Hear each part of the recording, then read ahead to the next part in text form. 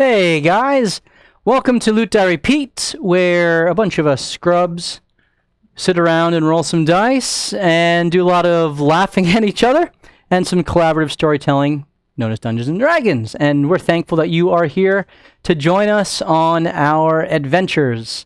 And we are continuing to iron through some tech stuff and get our processes in place, and so we appreciate your patience with us as we continue to get that in order.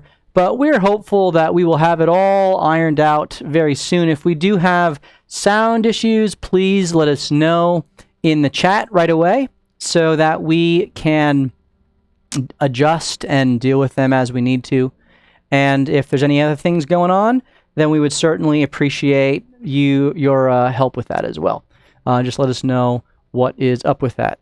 All right, well, tonight we're going to have some giveaways. You can see them right over here. And we're going to give away some dice and some minis. And so stick around for that so that we can give you a chance to win some of that stuff.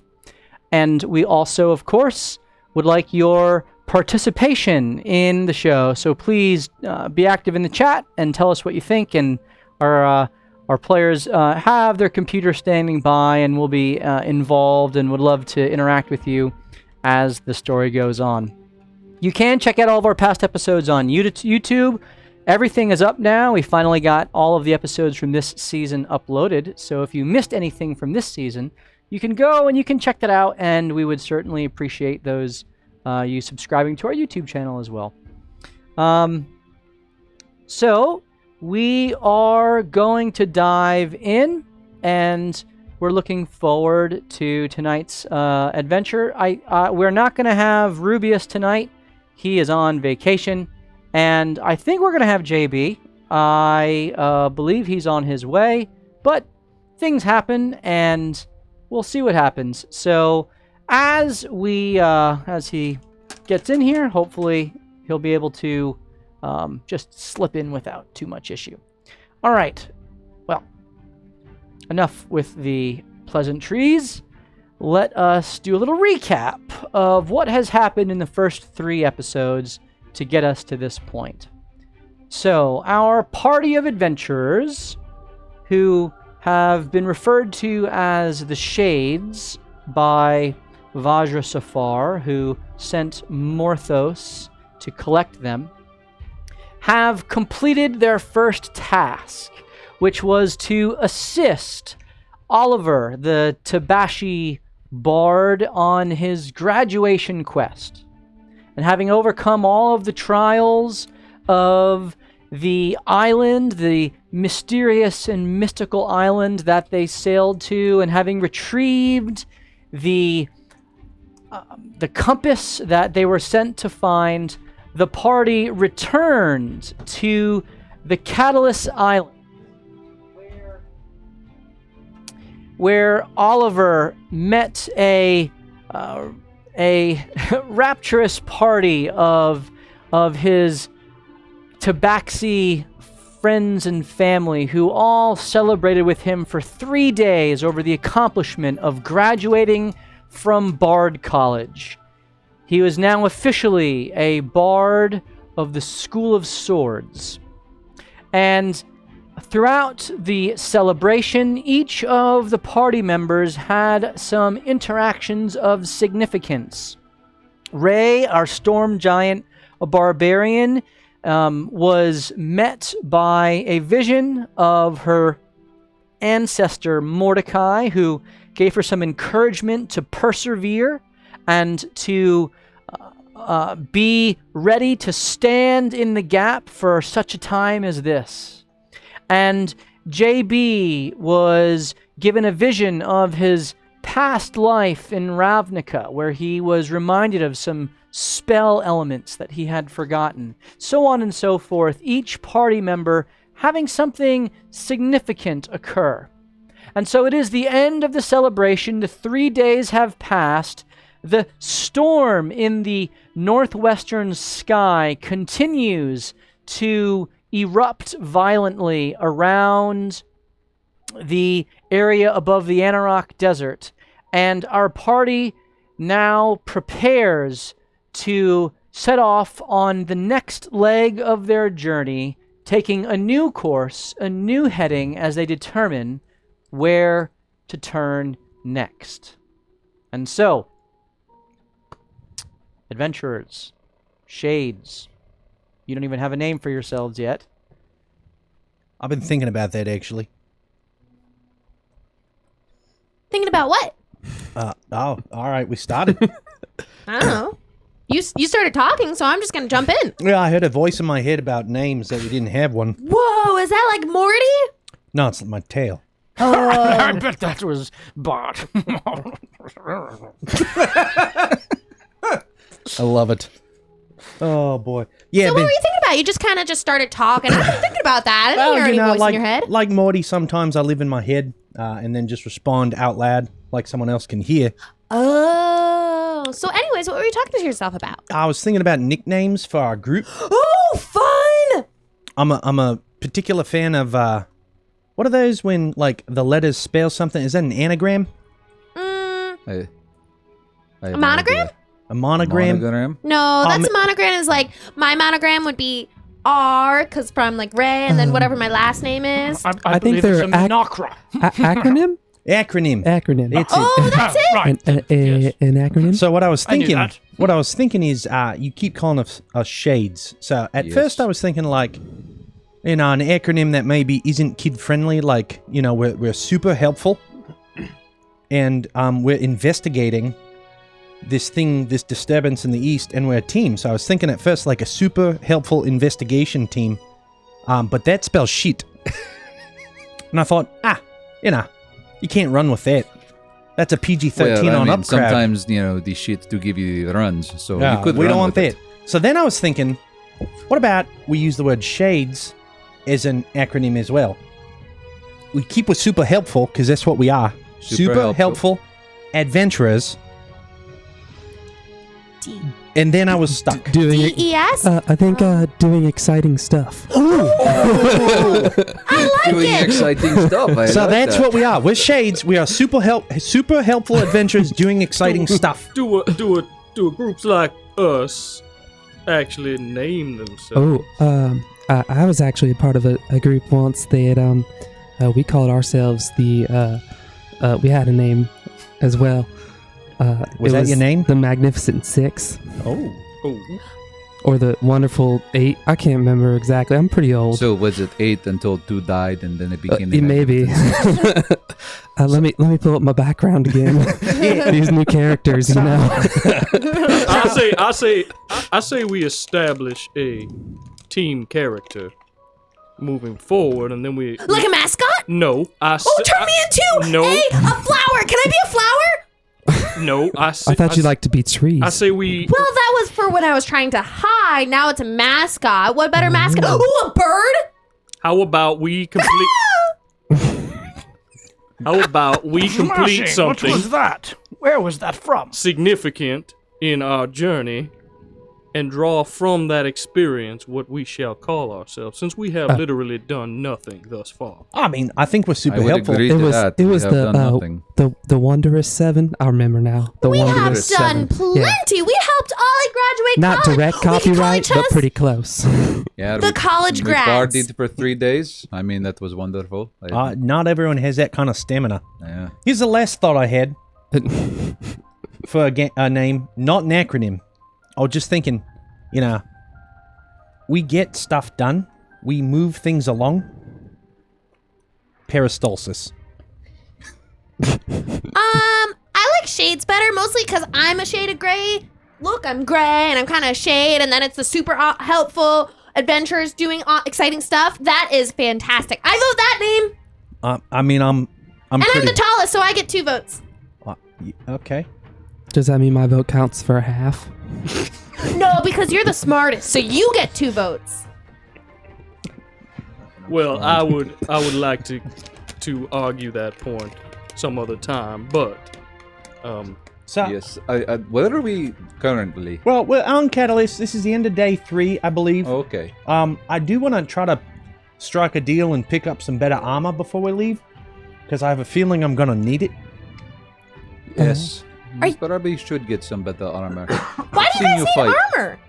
It just slows you down. Just take the punches. Well, Ray, not all of us can be as strong as you. Ray, that's not me. Oh. Like, I like to stay at a distance sometimes. Oh, yeah, you should get some armor then. I can't protect everyone. Well, My shield is only big enough for me and a half a This is your person. island, no? You should know. Oh, yeah. Good local armory. Mr. blacksmith. Garfield, actually, in Garfield's Goods. Garfield. Oh, yeah. He hates Mondays, loves lasagna. It's really weird. What's lasagna? Sounds interesting. Oh, it's a layered dish. It doesn't matter. Oh, okay. His favorite is fish lasagna. Go figure, he's a cat. But Mr. Garfield, who I believe you were talking to last time, he's a kind of a merchant in the Middle Island there. Ah, yes. Yes, And, he was looking to perhaps create a deal with us, myself, for my Java. Oh, well, he'd be the guy, yeah. I'm sorry, the Tabeshi. He'd be the one you'd want. He has a knack for investing into things that tend to do well, but he's also looking to expand his trade empire, so I'm thinking about hitting him up, seeing if I could be like an influencer for his brand. When we go across the Sea of Fallen Stars, I could be like, hey, best goods around. Garfield's goods. Oop, hit the mic. Well, I got the impression that that the deal he offered me wasn't the greatest. Perhaps if you are at least acquainted with him, can I go with you and discuss the situation? Everyone knows Garfield. Everyone buys from Garfield on the island. Of course I know him. I don't know him, and I've been on the island for 3 days. Was he at the party? Yep. Did he win anything? Nah. Did you see me explode the targets? I did. That was so cool, but then they kind of disqualified me. They looked a little upset that I destroyed the targets. No, not upset, just like they were a little confused by your tactics. Are you talking about the competition that I won? Yes, indeed. I could have won it, but there weren't enough targets. No, I mean, there were always 3 targets. You just blew them all up. My hammer is quite big. Is that a euphemism? No, because I am a female. Right. Surprised she understood what that word meant. Yeah. That's a pretty smart teenager My there. mom, before I left, does that she word talked mean? about everything. She gave you the birds and the bees. Speech. Well, that's good. good. Good mother. Yeah. I say the sooner the better with these conversations. Well, it was my first time going out in the world. Yes, Rubius, your skills in the field sort of did not match in my mind the skills of a renowned zoologist, and so Yes. congratulations. Thank you.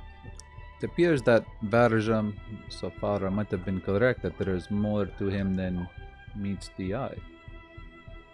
Well, yeah, I mean, half his face is covered by a I mustache. presume that is the case. You found my mustache.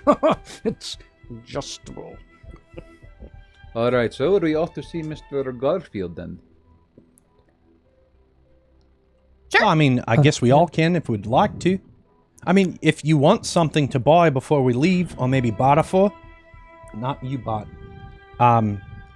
He's the guy. Yeah.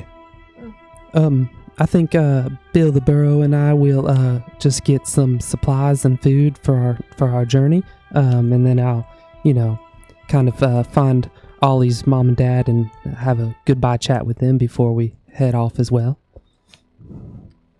Yes, we should make off rather quickly. Yeah, I mean, it's past day 3. We don't need to stay here anymore. Alright, so we will not offend anyone anymore that No. we leave. We're good now. Alright, well, I mean, then let's you'll get break the my hell out mother's of heart here. by taking me away, but that's a heart that's meant to be broken. Well, I'm content with that one. First, before we leave, and Ray kind of like, you could see her digging her toe in kind of wherever she's standing, looking a little shy. I made you something, Morthos.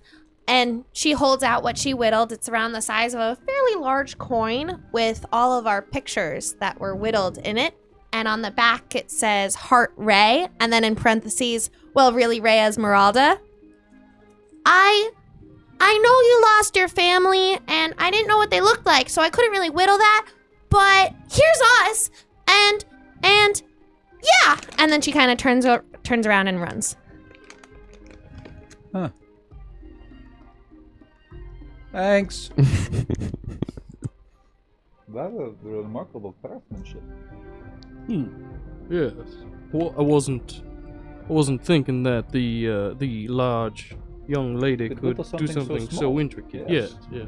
Yeah. Rather impressive. Hey, by the way, does anyone think she's taller now than when we started? Like, I've been sizing her up a little bit, and I swear she's got to be 2 to 3 inches taller.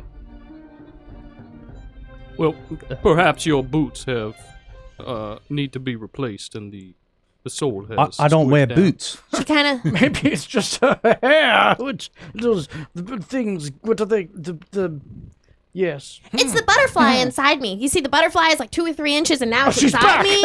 No, I yell it over my shoulder. then I keep- Remarkable ears. I wasn't running that fast. More like All skipping. right, so yeah, I was more like skipping. are we on the Calico to talk to Garfield? And then on our way? After we say goodbye to Ma? I think that is a good idea. I say that is our plan. All right. Now, here's the thing you need to know. Actually, too late. Let's go. Okay. So, you guys are having this conversation. You want to talk? Do you want Just to say goodbye. Yeah, Do you I have a wanna gift for work them. through that? Or- We'll probably all say goodbye, I'd imagine. So at that Okay. point, it's not. So doesn't we need could to do be that like then. yeah. You wanted to go see Garfield. Yep. So you take the time to Calico. go to the middle island, which is Calico, where the merchants and stores and whatnot arrive, and you come to what actually is the largest central kind of general store. There are specific stores, each focusing in individual trades, a blacksmith or a jeweler or a leather worker, etc. But the largest general store on the island of Calico is Garfield's Goods. And there is a little face, kind of eyes in the words goods, with a kind of a smiling fat cat face with a orange and brown calico kind of coloring around it.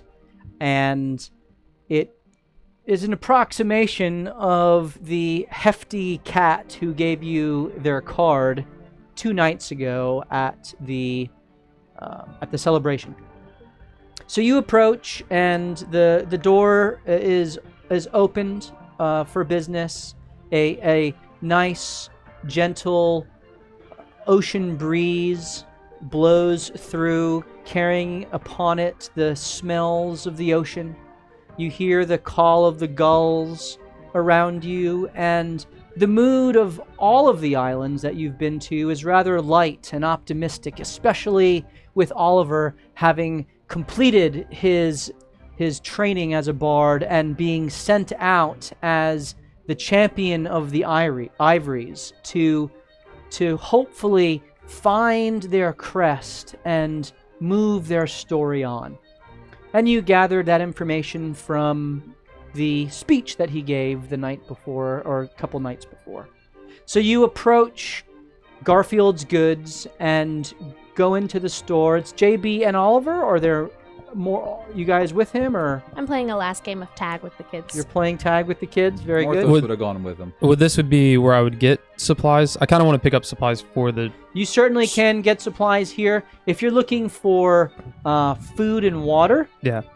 then that certainly can be something that Oliver's parents would supply you guys at no cost. Okay. Yeah, that's. And- I just want to think through that. As, Okay, so I- you could be loading up and Yeah. and getting that, and his family helps you with that. Perfect. as they get the gym boy all loaded and ready to go back out to sea.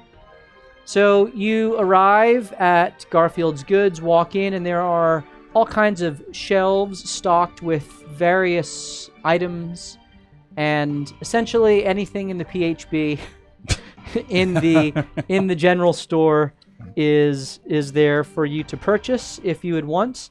And you see a hefty cat behind the counter with a big smile, takes you in first, Oliver, and kind of returns the slight bow and gives you a slight kind of head nod, which is how the Tabashi greet them in a more formal way. So or rather a less affectionate way.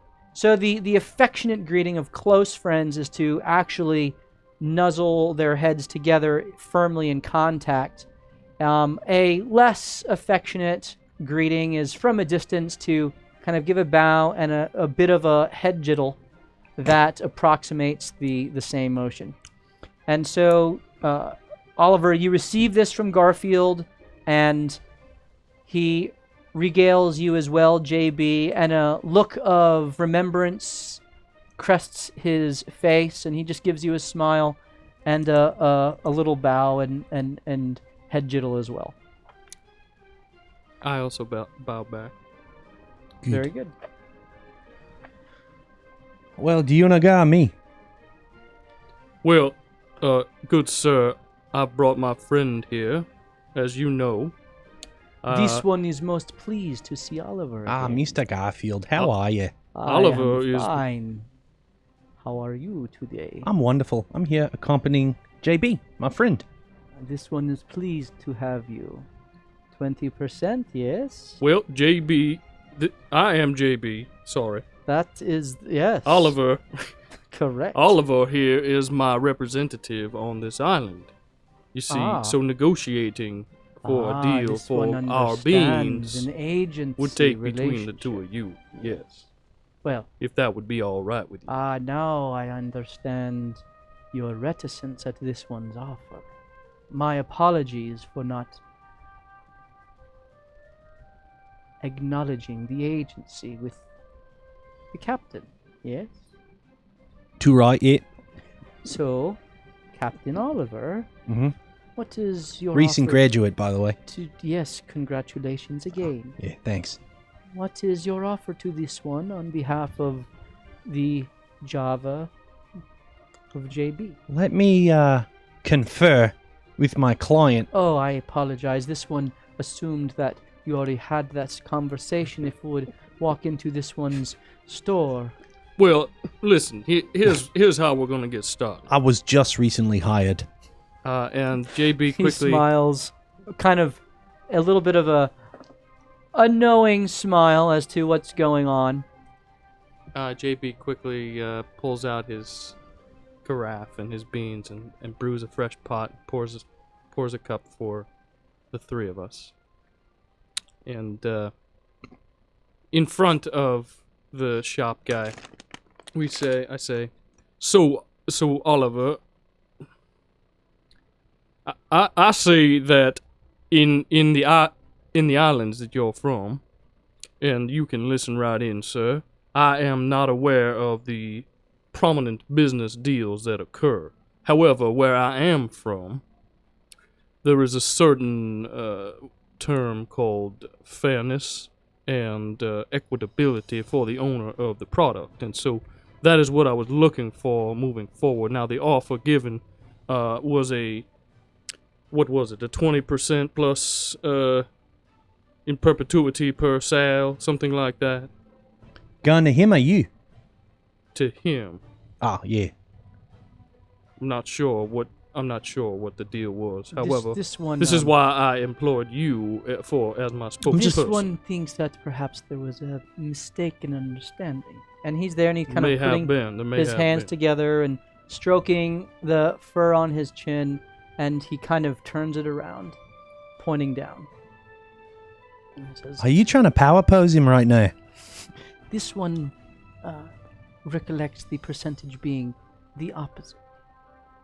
20% to you, 80% to this one for Ooh. marketing and selling your beverage. Understood. So the wholesale price would be all right. Well, Mr. Oliver, as the negotiator, Yeah. what are your thoughts on this deal? I mean, I think that is Garfield. Brother to brother here. I know how much you like my parents' catering. You love their mackerel lasagna. Now, think of this. If you bought a whole mackerel lasagna from them, but they only gave you 20% of it even though you paid the full price, how would you feel? This one doesn't understand. Yeah, don't what think you too are hard. It's a trying straw to- man. It's a straw man. Yeah. It does not equate, and that's the point. It doesn't work, is really what I'm saying. What is your counteroffer to this one? I would say, let me confer with my client. You are not very good at this. Comes back. I was just hired. Comes back. He wants a counteroffer. Here's what I'm thinking. The opposite. You keep 80, he keeps 20. Well, okay, let me take over for a second here. Sir, If you think that's best, what is your, well, just for a moment, what is your average profit margin of the goods that you sell in your shop currently? I will not share this information on my honor. You understand that this one has to take every object into account individually. There is no standard markup. And for a new item, such as what you offer, this one does not know what the margins will be. Nor does this one normally get into the business of food and drink. I have a proposition for you. I have an idea too after you said food and drink, but go on. How about this?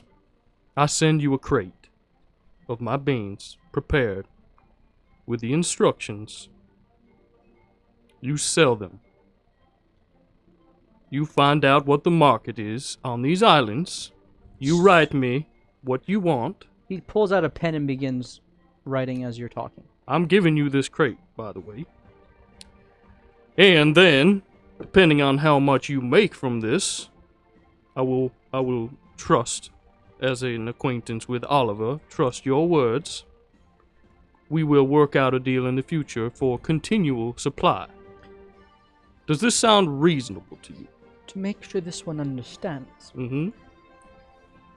you distill your beverage from beans. Well, you will see the ground beans, yes. So you will sell the beans. No, I will give you a crate of ground coffee with directions on how to prepare for your customers. You establish a market. We determine the deal after. So the beverage is distilled from the grounds of beans. You'll have the directions, yes. This one finds your deal acceptable. Sure. Wait, I have an idea. Okay, He doesn't typically deal in beverages and food, correct? okay, My parents do. okay. They might be much more favorable. Hmm. Not to cut you out, Garfield. But, of course, this one knows that the folk of Catalis deal fairly, as JB has already offered, and to renege on a negotiation in progress would be quite dishonorable. I mean, I don't see anything in writing, do I? Would we Well- be going back on something other than a verbal communication? Well, listen. This is what we're gonna do.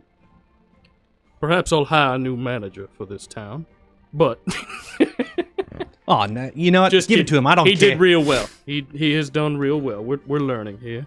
But yes, I will have my people ship you a sample pack, a small crate you can establish a market with, and from there we will move forward through communications.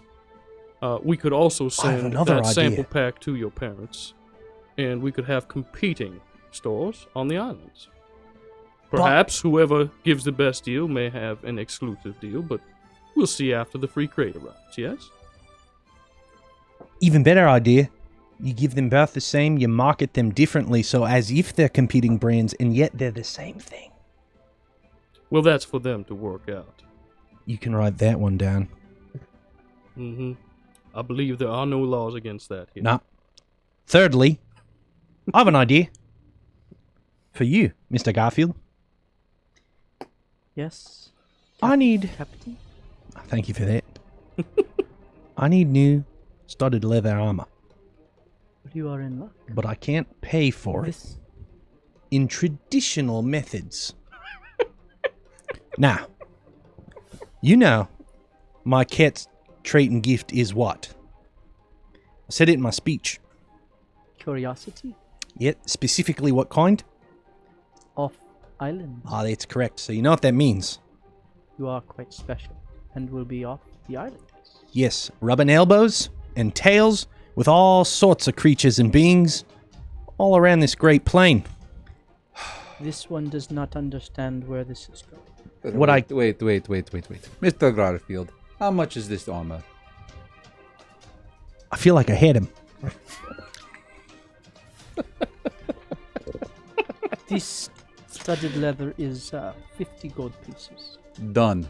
Ah. I gave him 50 gold. Tell me, you have 50 gold on you? How much do you have? Pleasure doing business with you. Yes, he will need it. I have seen him fight. This one would like to know the name of his most pleasant customer. And my name is Morthos. Morthos. This one is pleased to do business with. Oh, crap, I'm already wearing studded leather. Make that some sort of medium armor. That's what I meant. The best type of medium armor. Can you wear medium armor? Yes, I can now that I've passed Bard College. Shit! Screwed that one up. All right, Con. Mr. Garfield, how much for... Like a medium armor. That one right there. Oh, this half plate. Yeah, potentially. You will have the same AC as you currently have. All right, that doesn't help. 750 gold. No, we're good. Yeah, no. All right. I say forget it. That is the best medium armor there is. What about Mithril? Fresh out. Fresh. All right. Forget I said all this. It's been nice talking to you. I screwed that one up. I pray the cat lord has use for your father. Oh, yeah. You and me both, yeah. Whew. He just leaves. Tail literally tucked between his legs. Leaves. JB, this one looks forward to the delivery of the crate. Well, we will certainly send the communication for it to arrive as soon as possible. He bows respectfully to you both. Morthos, did you need anything in this store? I do not believe I need anything. Well, I'm ready to go. Unless any of our traveling companions need something. I'm playing tag. I'm not there either. All right, very good. So you guys get your items. Ray, you are playing tag with all of the kids, and you are crushing it. Of course. and cats. Have you ever seen the skit with on Saturday Night Live with Peyton Manning, where he has footballs and he's just pelting the little kids on the little football team with the footballs and just knocking them out? For those of you who may not be a sports fan, Peyton Manning was a very good quarterback and got a funny sense of humor. Ray, that's you. You are the Peyton Manning of tag. You don't mean to be. Or happy. You don't Billy mean Madison. to be. It's just when you tag the kids, you're like, tag! And then they go flying 10 feet. And they think it's hilarious because they land on their feet every time. And so it's a fun all-around time for everyone. But when you play hide and go seek, this is when the tables turn. Because, gosh darn it, you cannot find a place to hide. Where is JB with that tree? I want to be a tree. And so the games turn me into continue something. as ultimately JB, Rubius, Morthos, and Oliver return from Calico. The gym boy is loaded up with all kinds of food and drink, and Oliver's family gathers at the docks to see you off. Bye, guys! And I headbutt them all, one after another in line.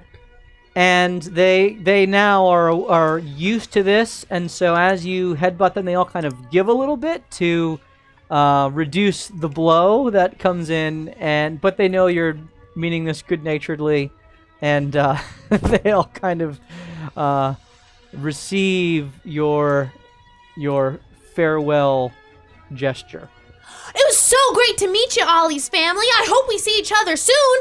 Bye! Oliver's dad speaks up, who looks very much like him. He is the patriarch of the family and the owner of the business. Well, with his mother, of course, them working together with the kids. And he says, well, yeah, it was very nice meeting all of you. And as we've said before, any friends of Ollie's is a friend of ours. So you're welcome back anytime. We'll help you however we can. And certainly love the company that we've had here. And the picture, thank you. It was beautiful. And they hung your portrait in a very prominent place of their store. And JB will look for that their what would you say? Call it a crate of what's this thing there in there? Grounds? Well, Oliver does proclaim that you are the epitome of fantastic caterers on the islands. Yeah. And, well, everyone needs a hot, dark, smooth beverage to end their meal with. Goes well with dessert, goes well with breakfast. And so there are supplies and directions I will send you. Tell me how it goes. Perhaps we can establish future trade for your business. At that, one of one of Oliver's sisters speaks up. You say I have a sister? And this is Lola, who is actually the one who runs the catering business. And Lola says, well, yeah, we will be happy to incorporate that. It sounds quite interesting, and as long as there's instructions, we'll be sure to get it going, and I am sure it'll be delicious for everyone. Certainly set us apart even further. Yeah. Yes, that's the goal, for sure. Excellent.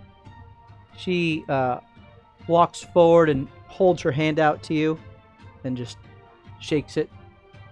I will also shake her hand. All right. And you can tell that this is a woman who's used to dealing with off-island folk a little bit more regularly, working at the store and the catering business. And so she's used to some of the conventions of non-tabaxi.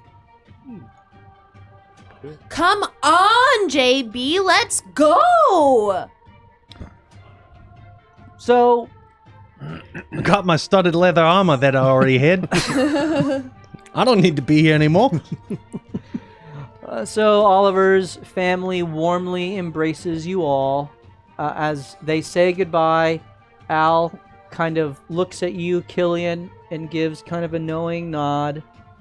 And Al's wife, Jetty, comes over and she kind of puts her arm around him, and she too looks at you and gives her nod of approval to you. You get the sense that they're both kind of putting their trust into you to help to certainly watch over Oliver, but this entire little operation.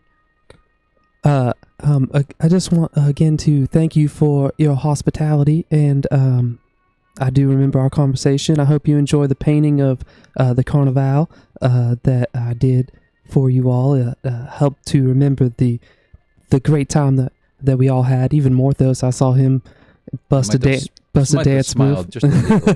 And as you're saying this, you see Felix, Oliver's nephew in the dark skin, who is the hardest one for you to tag, Ray. Of all of them, he was your equal. He's over by Morthos, and just kind of looking at Morthos with awe in his eyes. And I just want to assure you that we are working towards a greater good here, and I promise to take care of your very special Ollie, and as well as look out for all of our crew here. Again, thank you so much for treating us to this wonderful time here on your home island.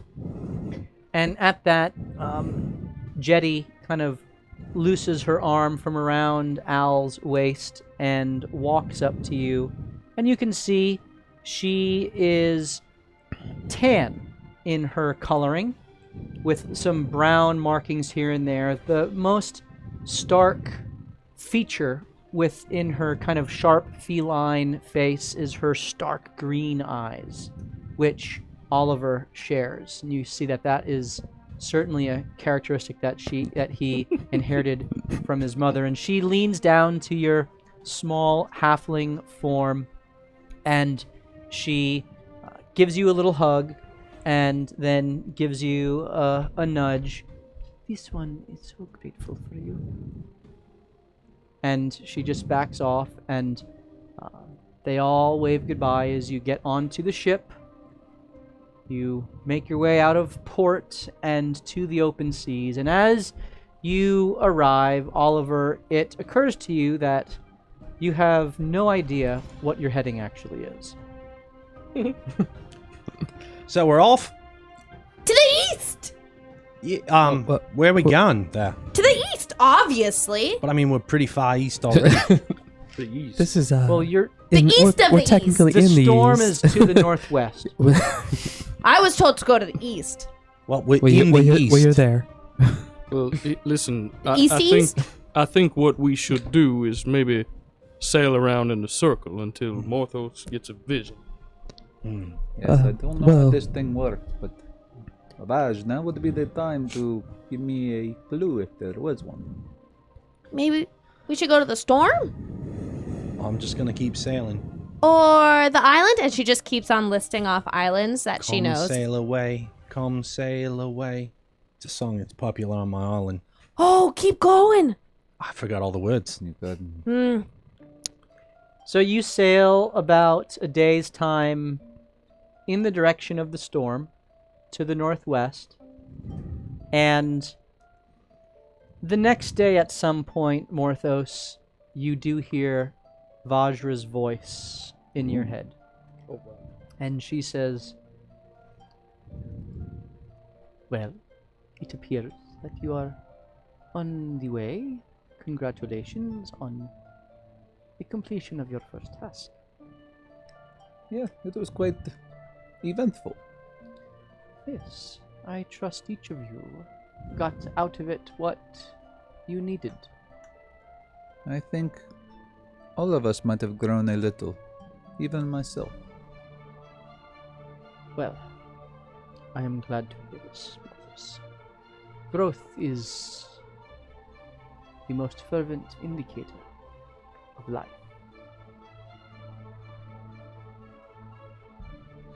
Anyway, there is information that my contacts have given me that I now give to you for your group to decide what to do with.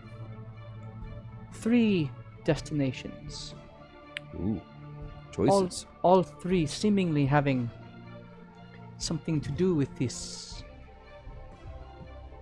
Nimbus hegemony, this collective that is behind the storm which has erupted. The first is Westgate, where you have already been. There is a shadow growing there. Second is Sembia, the trade nation of Republic cities. Strange happenings there, both inside the cities and off the beaten path. And finally, the island people to your east, in the Pirate Isles, in the Sea of Fallen Stars. They are being ravaged by normally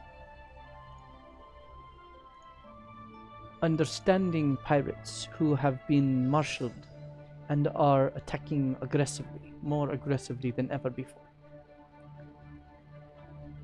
I have no preference. I leave it to you shades to decide. All right. Guys. I was talking. Oh no, I saw it. Yeah. Yeah. You looked weird. Knew Well, something was happening. It's true, you go like this.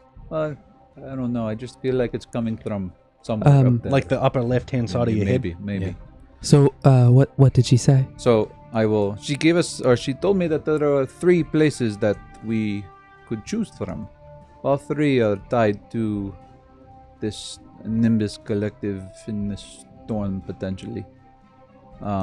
And so Morthos will tell him the 3 choices. To the east! To the east. That's my vote. Well, Just pick the furthest east. Well, the last one was in the east, wasn't it? You said specifically the east. Well, listen, I don't feel like we should head back to Westgate.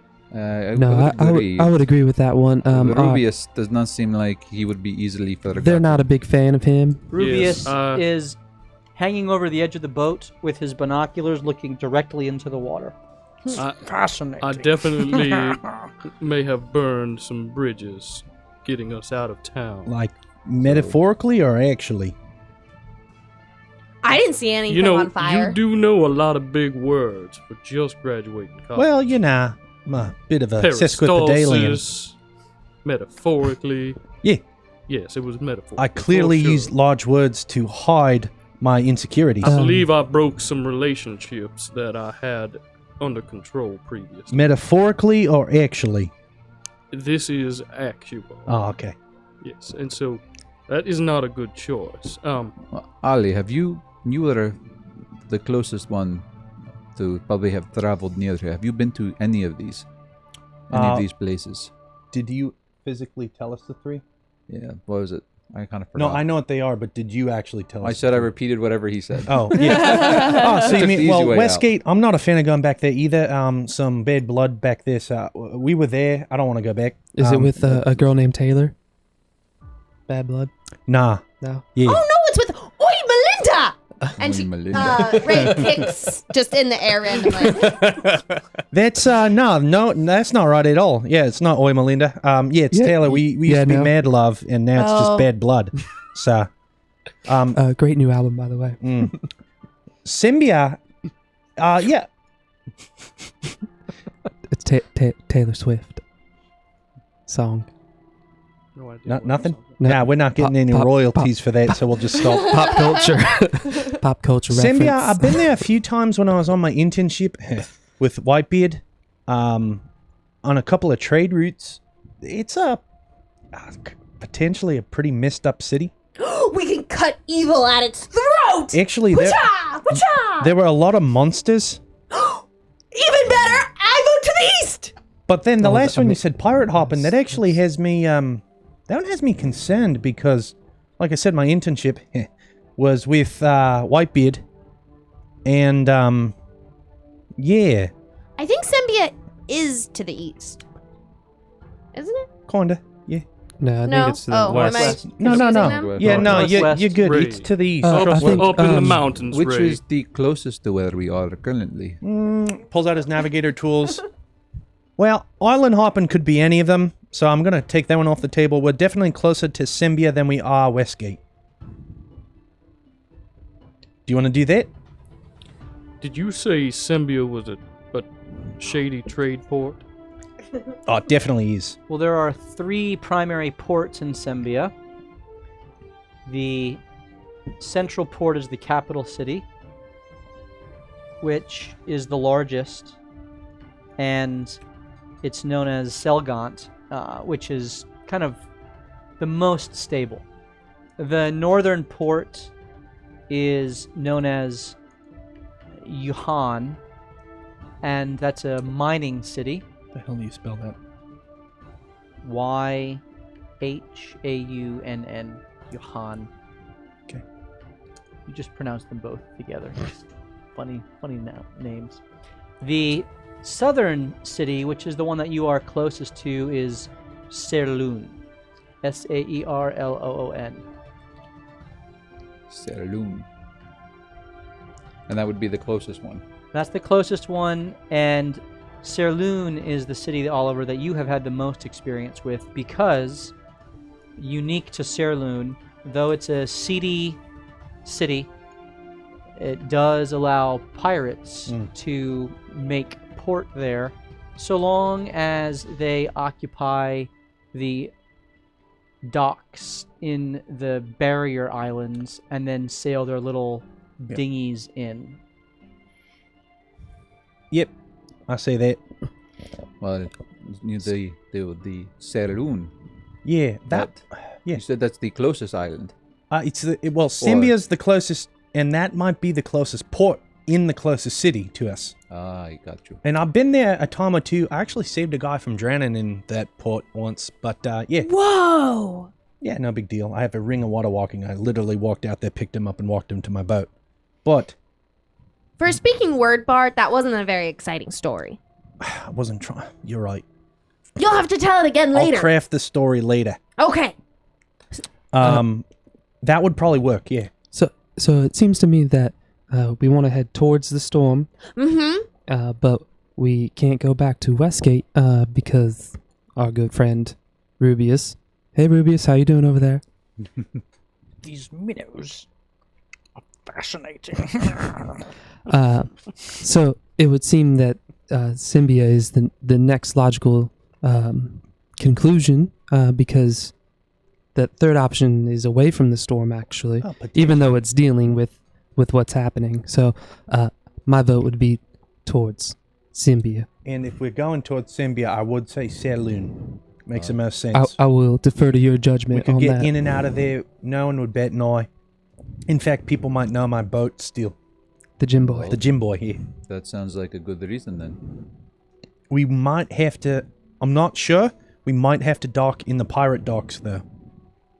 I'm used to staying in the No, chateaus. we won't. Something tells me Does we not won't. matter. Now, the whole time I will also say that you'll notice that Morthos has been playing with the little wooden carving that Ray had made. Cute. And so after we've decided where we're going, he's just going to kind of stop and go, you know, Ray, this little carving has made me think a lot the last day we have been on the sea. And I have something I want to share with everyone. Is it a present? Is it your feelings? No. Okay, they we'll will talk not about come that. out easily. We'll work on that one later. You would say that, Mr. Rogers. Everyone has feelings. And you can't be afraid of them. I have been holding on to something for quite some time. It is a present. And I feel like maybe it is time for me to let go. And he pulls out Oh, a man. whole bunch of necklaces that he's literally had tucked away. Those are shiny. Wow. Right next to your heart. So pretty. These are very special.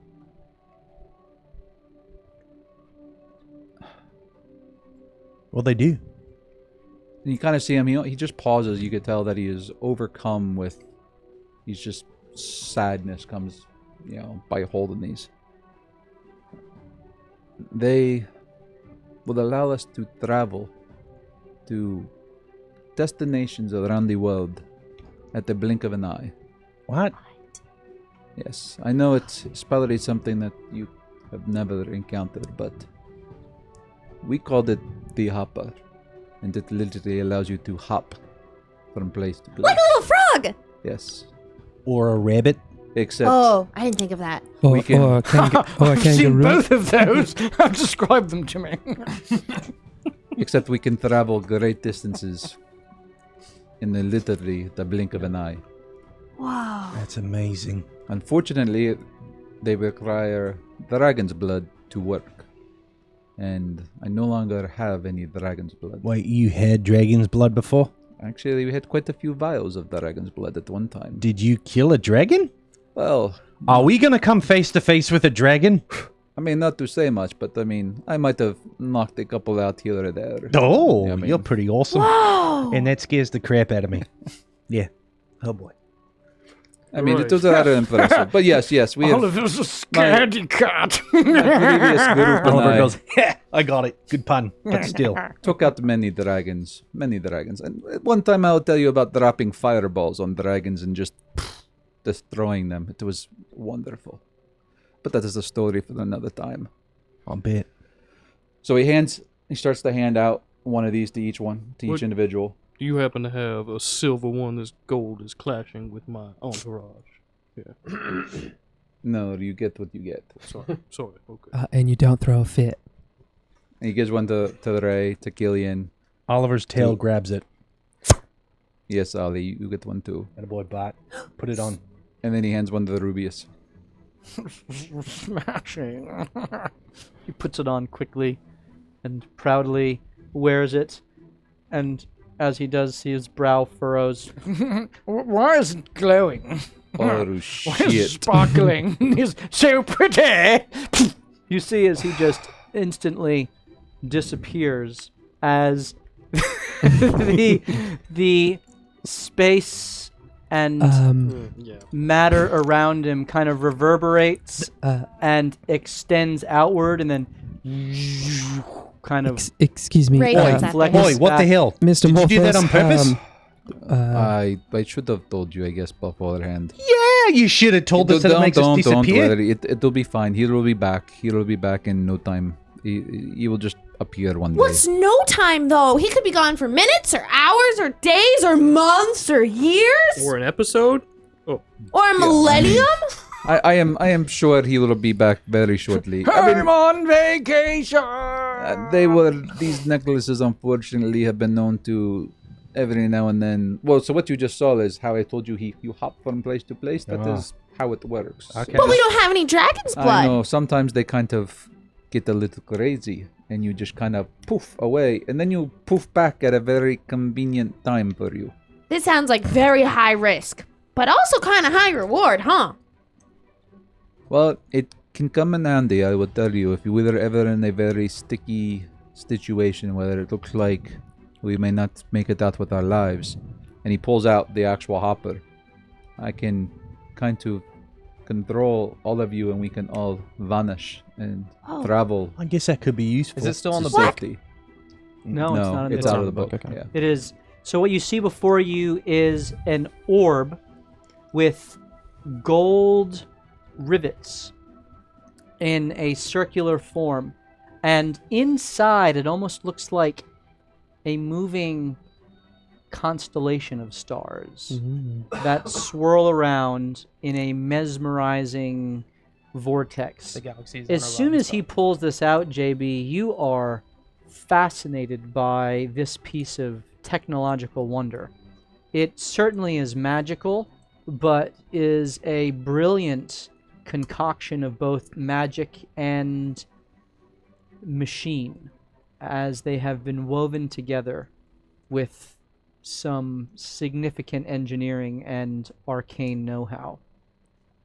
And the gold in this round orb device matches the gold in each of your necklaces, and inside of each of the necklaces is a similar, much smaller, celestial-looking orb with pinpricks of light all through it that is kind of glowing in sync with a blue little hue in sync with the hopper device itself. The singular necklace that is different is the one that you notice Morthos has kept for himself. And this one, though you asked the question, is in fact platinum or silver in hue. And rather than having a celestial orb in its center, it actually has what looks to be a topaz or aquamarine. Actually, the color kind of slightly shifts and changes. It's a beautiful blue seafoam hue in the shape of a teardrop, with the wide part at the top coming down to a point at the bottom, with the platinum kind of all filigreed around it into a chain that he holds. And as he sees you looking at it, he just kind of tucks it into his shirt. But it has the same blue glow as the rest of them have. So what is that? What is that? Pointing at the hopper. The only way I can describe this is the mechanism that controls the necklaces. Allows us to, like I said before, with dragon's blood, it allows us to be opened to the portals, to travel to different portals throughout the land. I don't believe I've ever read anything about this device. It is. I will tell you that there is something extremely special about this device. In fact, these devices, I believe, should be protected with our lives, if that makes sense. Do people want these things? I believe that if these devices fall into the wrong hands, there could be catastrophic consequences. Catastrophic. Would you Catastrophic. mind if I spent a few moments just learning about it? Please, by all means. To me, I do not understand exactly whether they came from or how they work. I just know the effects of what they can I do. didn't know where they came from or where they went. So I'll certainly take it and just probably wander off close to these guys, but You don't have any use- dragon's blood, do you? well, no, Okay, not that I good. know of. And if you do not pour it on. No, I was going to attempt a few Alright. rituals to learn whatever I can about this. So I would probably do detect magic and also inspect. And so you roll an investigation, please. Identify, not inspect. So you're casting the identify spell, but you're Yeah, I'm also gonna but do you're it also to- inspecting the Rituals. orb. Sure. What am I rolling? Or this is an Arcana check. Arcana. I love it. Oh, I don't love that. Not a fan. Once I get it. How do I roll? 12. 12 on your Arcana check. Yep. Well, Jeez. you've never really, in all of your days, heard of anything or seen anything like this. It is truly unique. But with your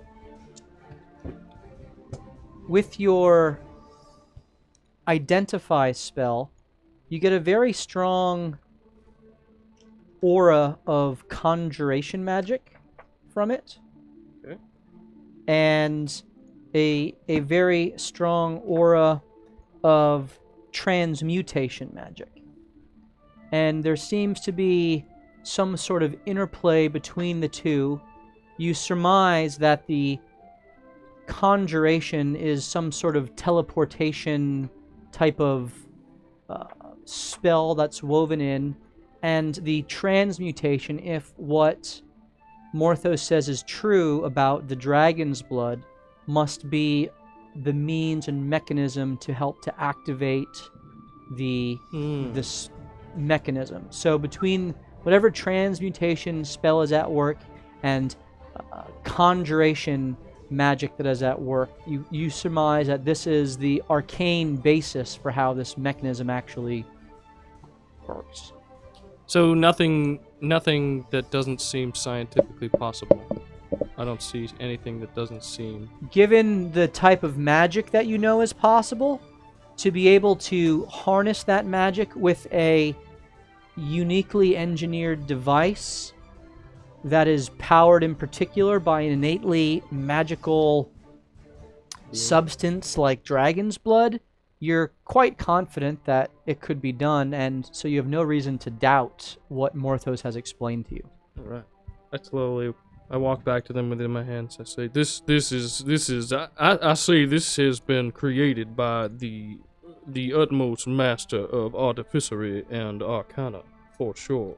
I would believe that for sure. Wow. I do aspire one day to be able to understand the work that went into this. So what do we do with this unit? Well, once we acquire dragon's blood, we can add dragon's blood to it. And basically, the portals that have been unlocked previously, which I should mention that only certain portals are open.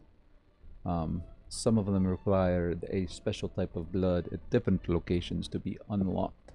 And my previous party was not able to unlock all of them, but we have unlocked a couple that we will be able to travel to should we acquire dragon's blood. What do these locations look like? So I would start listing some of them on Waterdeep. Are they made of Ampheld. stone? They have runes on them. Yeah, and then I would describe. Hmm. And well, they are all a little different, but they all have very similar markings. And I kind of describe some of the runes and patterns that have been seen Roll a on the ones history in the check. past. Is there one in Westgate? 20.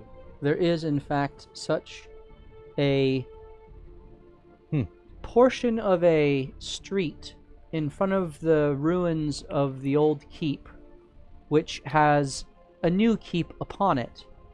But near what used to be the old central town square, there are such runes which no one really knows what they do.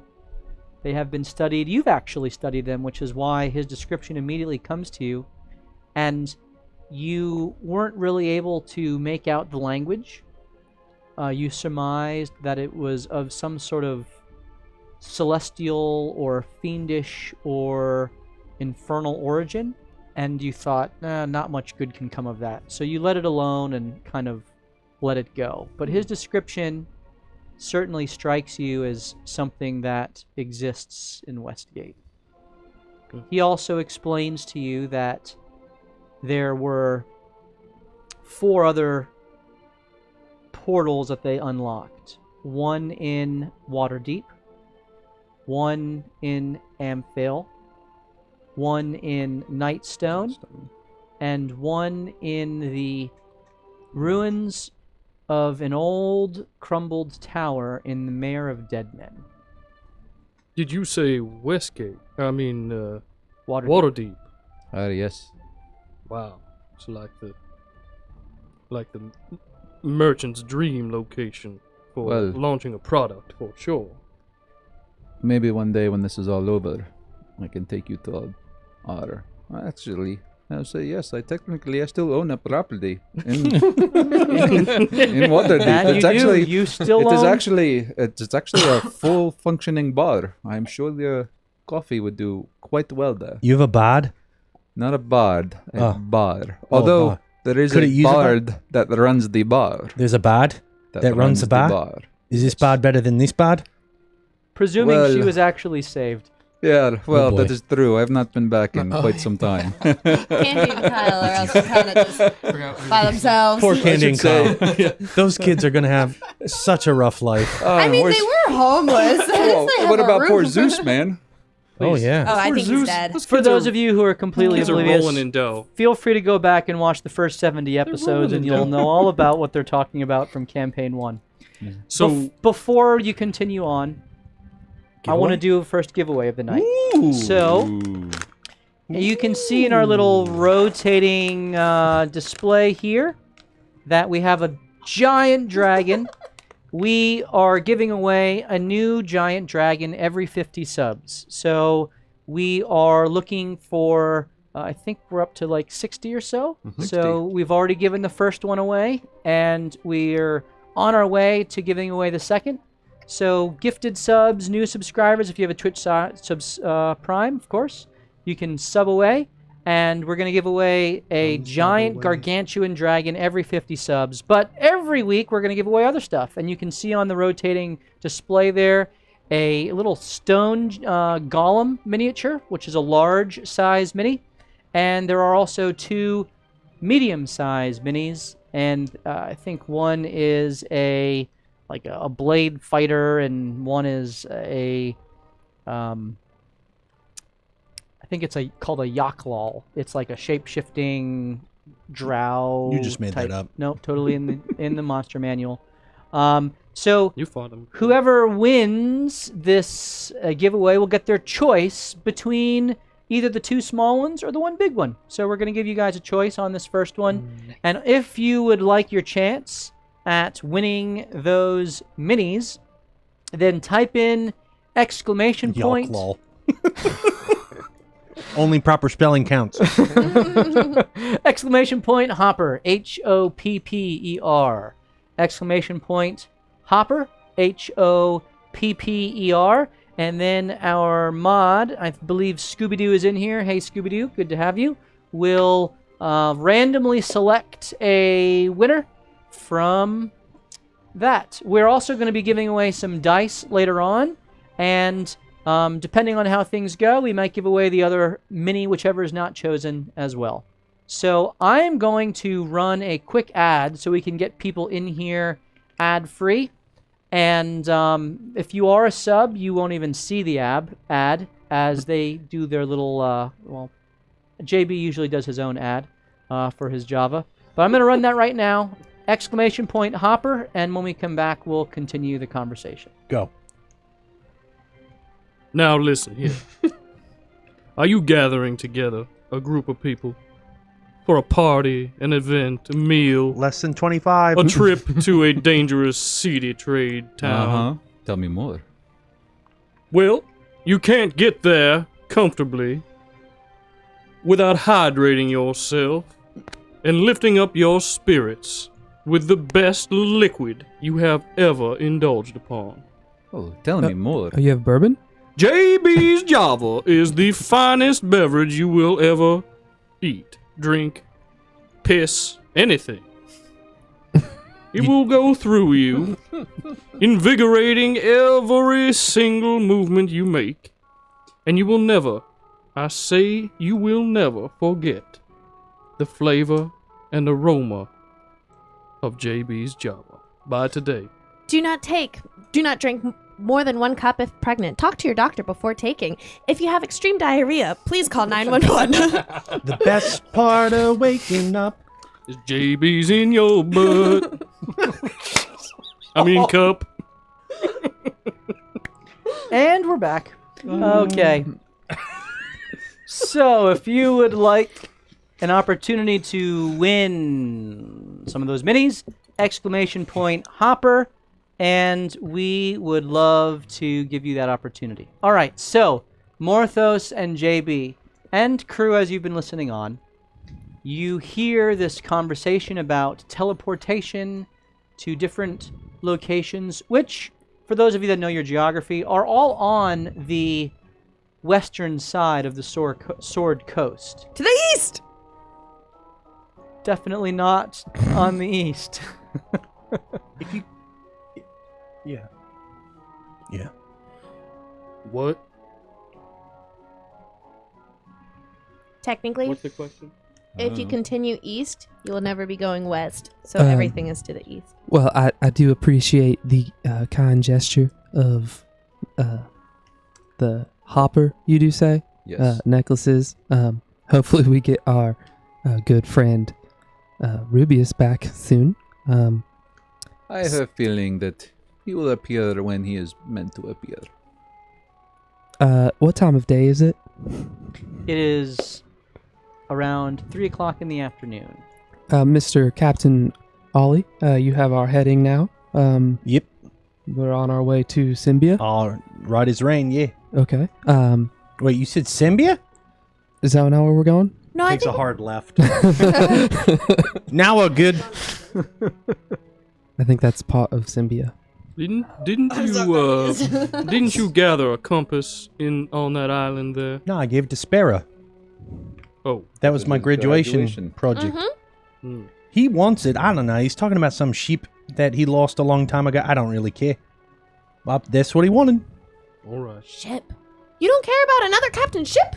What happens if you lost He's your not- ship? he's Wouldn't not- you be sad? He's not a captain, though. He's a professor. Oh yeah, then that makes no sense. Yeah. Yeah, you're right. It doesn't matter. Amen. Doesn't matter. But I wouldn't want you to lose your ship. I really like this ship. Oh, yeah. Although I am really tempted to carve your skull, like your figure, into the mast, and I think it'd be so cool. But I'm also a little afraid of the mast falling down. Now, when you mean carve my figure, do you Like mean... you, because you're the captain, and this is your ship. So like in the mast, in the wood, I'll do like a little Oliver figure. I mean, how bad are you gonna, like, drill into it? Oh, not very much, Like but maybe surface later. level stuff? Yeah. I say go for it. Okay. So you guys continue to have conversation. You sail for about 15 or so days to get to Would have the been port, 14. I had to take that one out. the port of Serloon. And Serloon, when you arrive, it is around, it's the 5th of Tarsik. which is our April, to give you a sense. So you're kind of in the spring months as winter has now passed. Morthos, you have traveled all through winter gathering your party, and you now are in the bloom of spring. And when you arrive in Serloon, it is, from a distance, a very breathtaking city because it's kind of nestled into a large mountainside, not as large as Waterdeep, but there is an elevated mountain to its west, and there are several barrier islands that are kind of protecting the city itself from the direct move of the ocean waves. And nestled in between these barrier islands and this mountain on the west, which then kind of slowly fades and it opens up to green grassland beyond. You see a walled city that is partially built up to the lower portions of the mountain, and that has on its the front-facing coastline a large shipyard with many various ships in under multiple different stages of construction. As you sail around and begin to actually sail down the mouth of a river which flows back into the mainland, you see where all of the docks are for the trading vessels and for the merchant ships and the passenger ships. You also see fewer docks, and with only 3 ships there, along the barrier islands, what look to be less well-kept ships. There's 2 smaller ones and 1 larger one, which all have their colors withdrawn, meaning their flags aren't flying. Their flags are not flying. They're not flying any colors. Other ships you see docked, most of them have Sembian colors. Some of them have colors from neighboring nations, in particular Cormyr to the west, which is directly north of Westgate. There actually is a flag from Westgate or 2 in this area.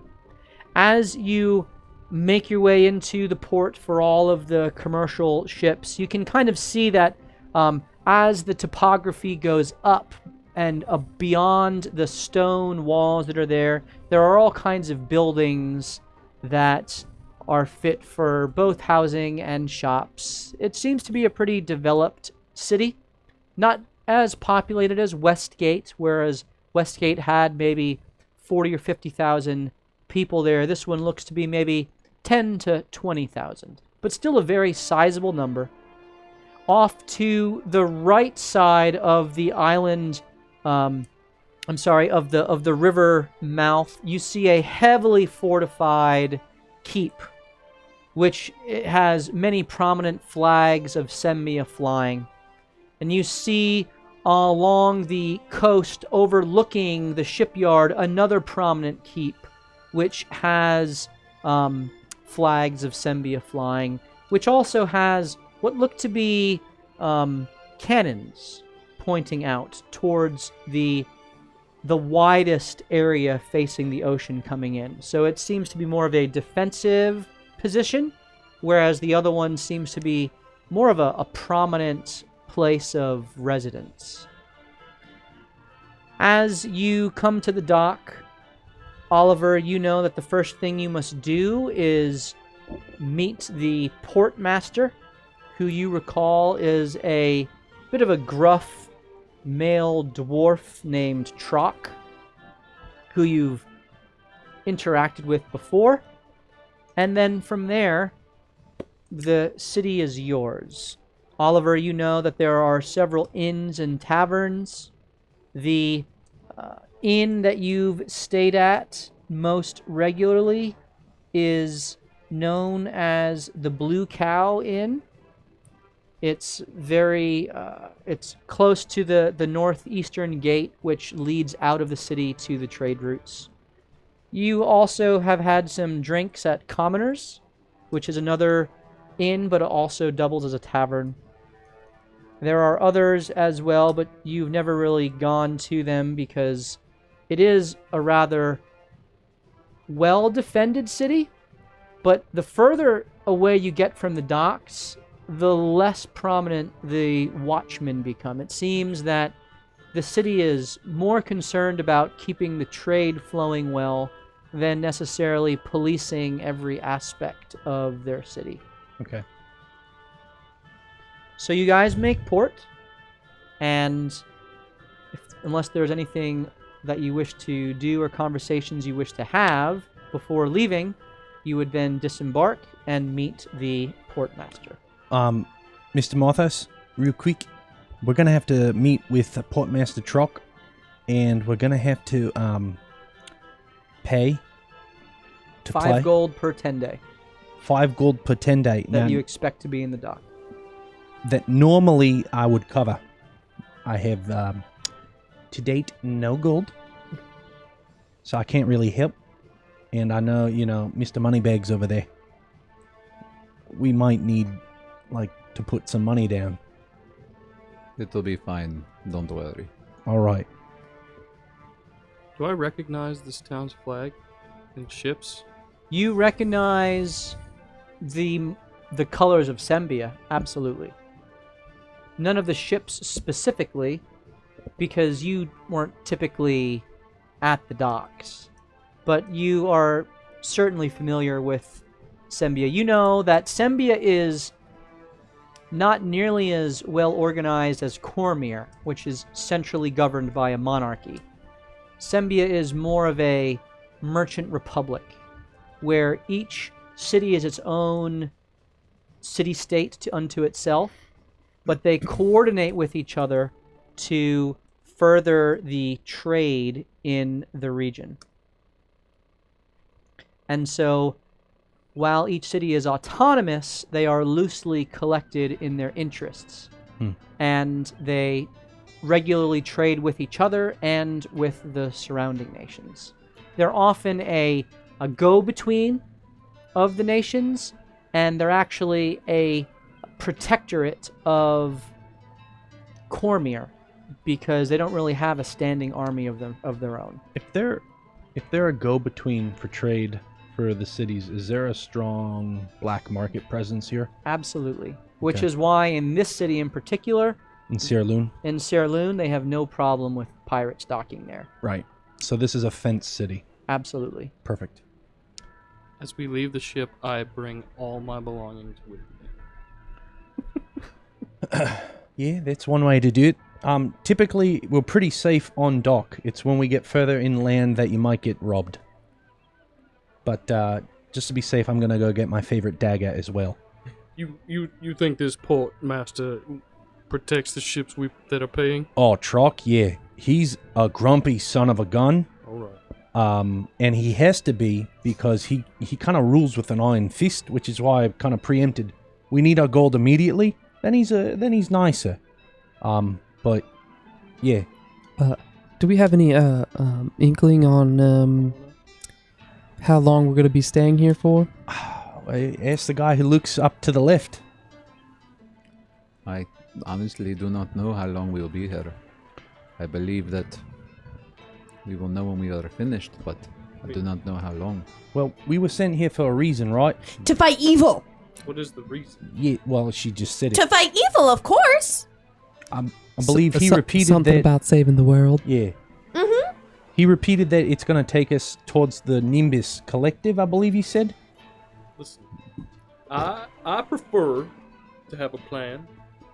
Okay. Okay. A vision of what we're going to be doing in this town.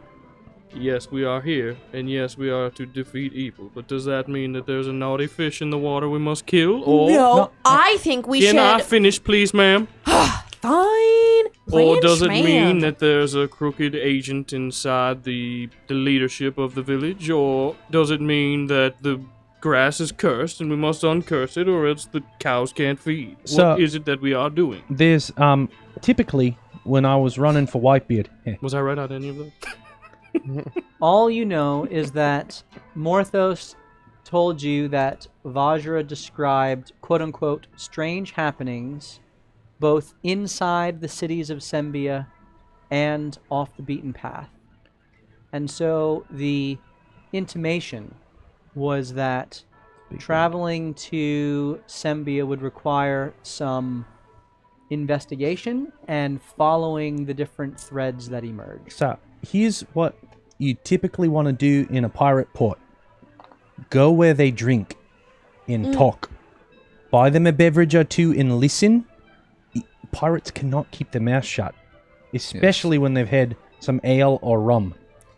And maybe we will be able to uncover some strange things happening in this town. Yeah. And we're going to have to investigate. It's honestly where I got some of the best stories is from Commoners. It's a tavern that they all like to drink at. Well, Yeah, I often find that when you are looking for trouble, trouble will find you. So I don't think it will be too long before we figure out our purpose here in fighting the evil that is at hand. Okay, but you sure we shouldn't just like point to the cloud and walk in a straight path, and then if we see a path leading to the side, go that one? no. Like the storm's in the northeast, let's just walk northeast. It's actually in the northwest. but- Northwest. Yeah, it's that way. Okay. Are you guys sure? Because that sounds like a really good plan to me. I mean, Sometimes the enemy will set up distractions to lead you away from what's actually happening. So maybe this storm is just the beginning of what's actually going on around it. And so we need to not be distracted just by the colors in the sky. But Okay. it's if kind of like a you story. guys think. It's like a storytelling tactic where you build up a false narrative over here when the real thing's happening over there, and then when they come together, you're like, "Wow, I did not see that coming." Kind of like that. I don't know. That's. All right. I'll follow Um, your guys' lead so- though. but so you think that Trock and then the bar. Oh, I could honestly, use a drink anyway. honestly, so- Trock is Um, gonna know a thing or two too. is there accommodations for Bill the Burrow? Or should we leave him on the ship? Ooh. I don't think he'll like it very long if we leave him for too long. I would think that potentially the Blue Cow Inn might have some accommodations, if you will, for Bill. Okay. I'm going to go get him then. That's another bar too. I would say Commoners, the Blue Cow Inn, in Trock, Portmaster Trock are people we could all talk to and gather information. That sounds good to me. Let's get on our donkey, if you will. So you get Bill out of the hold, and you make your way to dock, tie up, lower your sail, and tidy up your ship, knowing that there are regular guards that come through here. In fact, as you are making all of your preparations, 2 guards come up, and they just watch you as you make your preparations. They don't say anything, and they look at you, Captain, with the expectation that you will go to the portmaster Oh, yeah. as you disembark. So they follow behind you casually, just kind of keeping a general eye on you. They see Bill, and they kind of give a bit of a quizzical look because it's not normal to have a donkey on a ship with a cart, but you guys do. That's what we that's do. right, we do. Can't go anything So you- without Bill the You Burrow. can barely get your little cart along the dock, and as you approach the portmaster, he kind of looks at this lot coming in with the donkey. Great, Moses Beard. Hi, Mr. Portmaster. We just came from the island of cats. Here's how they greet. And I whack his head. He ducks out of the way. I don't know. Is Hold this an on. attack roll? No, you will be 22. headbutted. I made it a deck save on his behalf. What would you like mine to be? a save of. Are you trying? Okay. Oh. Well, you rolled Oh higher than my I goodness. I just want to headbutt him. did. Okay, you headbutt him. Okay. And kill him. And he immediately covers his face. Oh, glass! What the hell is that? Step back, Ray. Good job. That's a good head nuzzle. as- Step in. I was Come with head me. nuzzling. That's No, how the cat's You doing. did a great job, Martha. Right, we'll talk about that later. I I put my left hand on the small of his back and I start walking him away from her with Morthos in Is it tow. bad? You look at his eye and it's completely swollen How many shut. fingers am I holding up? Oh, the miss isn't gonna like this. You will have to forgive her. She means well, but she is not Good. quite used to some of the customs around here. Great, Scott. But we're so close to the cats. Don't you guys Wait. like I that? have a word of healing Yeah, I for was you. gonna- Be healed. Are you? Great. Googly moogly. Yeah. Now that's a story you can tell. Now here, Trock, do you remember me? I don't remember your name, but I remember your complexion. Oh yeah. White tobacco don't come around here often. Nah, they don't. And he holds invisible suspenders. Not like me. I'm Captain Oliver. Captain Oliver Flotsam. Captain Molly. Ollie. Oliver Flotsam. Any of those will He work. gets it. He writes down every single one of those names Oh, you are quick at dictating. and the name of your ship, Oh, the gym boy. boy. And, and how my- long will you be making port for? Oh, can we start with 1 10-day? Okay, 5 gold. But if you go beyond, I'll have to impound her. Here's Him. Yeah. Her. he, here's how much is a 10-day, sir? 5 gold. Is there a discount if you add more time on that, or is it the same, just compounded? Is there a discount Okay. for being Here's- healed when you couldn't see out of one eye? Listen, Well, do you I'll tell cost? you, there was a fee for the headbutt, listen. but then I withdrew it for the healing. So you're even. That's Because- fair. Because Here's I'm not a That's very good. jackass. here's 10 gold. I So think that 20 10 day yeah. then. I mean, well, 20 20 days. Yes, 10 20 days. 20 10 days. Yes, 10 please. days. Misspoke. Sorry. Head's still a little foggy. Anyway, will that be all then? My name is Ray. Well, really, Ray Esmeralda. Thanks for having us on your island. Oh, that's what it was called. Sorry, I kind of forgot. I kind of hurt my head too. The cats are much softer. They have a little bit more fur, so it's like it helps the landing a little bit. Last. Oh, do you know of any evil? And she like whispers it really quietly, but like the bad whispering. He looks up at you. Says, "Lass, I like you. Only because you remind me of my mum. God's rest her soul. Well, you're in Serloon. There's always evil around. Can you point us to the nearest evil? Can I insight him? He points with one hand to some docks off in the distance across the waters, which were those 3 ships. And then he points into the city just generally. Guys, we got the information. We can go now. Let's go fight. I mean, Uh, yeah, you take it away. yeah. Lass, word of caution to you. Yes. Don't just fight every evil that you come across. A measured approach would probably do you fit and well.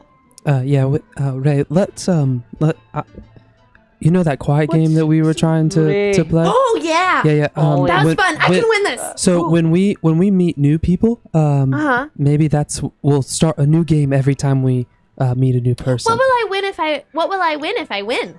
I think Mr. JB might turn You you will be- into a tree or a flower. Oh yes! You will be rewarded with coffee. I kind of want to be turned into a tree though, or a mountain, or a flower. Lass, Please control yourself. please allow me to finish, yeah? Oh, sorry. All right, Mhm. yeah. Okay, great. Little wee halfling. Yes, sir. As he kind of thank you. stands up taller Oh, than you are a tall sir. Aye, not very- many folk that I can be looking down upon. Not in a condescending way. Oh of no, course. of course not. I get that a lot. I was wondering, maybe you have heard some maybe more nefarious things going on than the norm.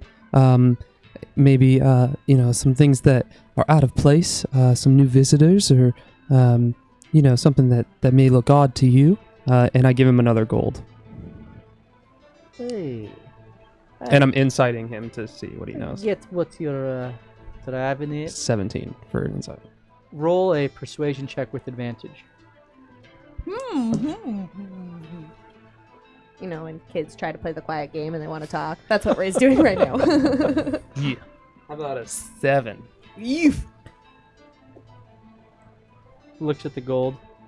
Puts it in his pocket. How about you give him one more? Okay. Feeling that I'm not. And maybe I can ask him the question.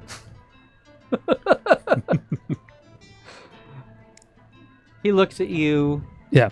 And I give him one. Before I answer the question, what's your name, wee one? Oh, my name is Killian, sir. Killian. And your lot are all staying together. Yes, sir. Okay, and the other two, what's your name? Darkness, Death, Scary as hell. Let's go with that. You can call me scary. That's as Mr. hell. Morthos. Morthro, thank you. We like to call. Surrounded by And you, I'm idiots. sorry, the shade around about your face with your glowy eyes peeking through. What sort of a race are you? Well, I'm a tiefling. Let's just Tiefling. whatever. Figures, okay, no offense. Right. I'm used to this by now. He does not have hooves. I will also be used to whatever he's about to ask me. I don't even know what to say to you. Are you a Triton? I'm used to that, yes. Genosi? Sir, my name is Josephus Beauregard Huxley, the master creator and brewer of JB's Java, if you are interested. Oh, you should try some of this. Maybe this will help you It's remember actually wonderful. some of the evil as well. Is it a drink? Oh, yes. Now listen, I don't offer this beverage to everyone. He doesn't. However, you spread word around this dock, and perhaps there will be... Does it have alcohol in it? It can for sure. Does this one have it? It has an effect on your body that may seem like you've got the energy alcohol can give you. Anyway, let me give you a nice piping hot cup, and I cool it right to perfect hot drinking temperature. Try that out. I am not a Triton. Bottoms up, yeah. And he takes the whole thing in one gulp. Ah! You're gonna be up all night. Unique. Interesting. Yeah. Great. Well. So listen, Joseph. So you're all, what's your business then? Go ahead, Ray. Oh, sorry. Yeah. We're here to just get a kind of lay of the land. We're gonna stay a little bit, rest up and get some more provisions. Hence the need for the rumors of the evil. Yeah, well, we are we've been tasked by some important people to keep our ears low to the ground as well as during our travels. You're not gonna stir up trouble, are you? Kind of gives a sideway glance to Morthos. No, Morthos actually is a very kind fellow. He only fights when needed, just like all of us.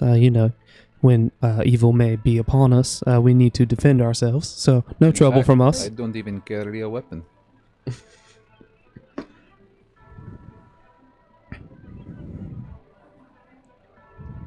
He looks at your sleeves quite closely, and Rolled then a he's nat 20. got a slight smile crosses his lips.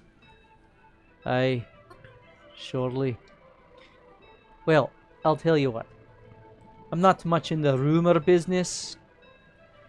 There are some odd things happening in the Drown district up to the northwest. Can you say it without the accent? Drown? Drown district? Drown. Traung. Drown. Drown. Drown district. I got you now. You can certainly poke your nose around there. But if you really want to know what's going on, you'd go and talk with Captain of the Helms. He's up in the Watchers barracks, up the Noble Quarter. Aye. Curtis Brisbane's the captain. go find him. He's a human male. Tell him Truck sent you. He'll give you a listen. And beyond that, well, if you're not careful, trouble will find you. You said that. I think I did say that. He's so wise. Yes. This little guy right well, here. we appreciate your help, good sir. Thank you for listening to us and giving us what you can. Ollie, will you flip him that other gold I gave you? Yeah, you got it.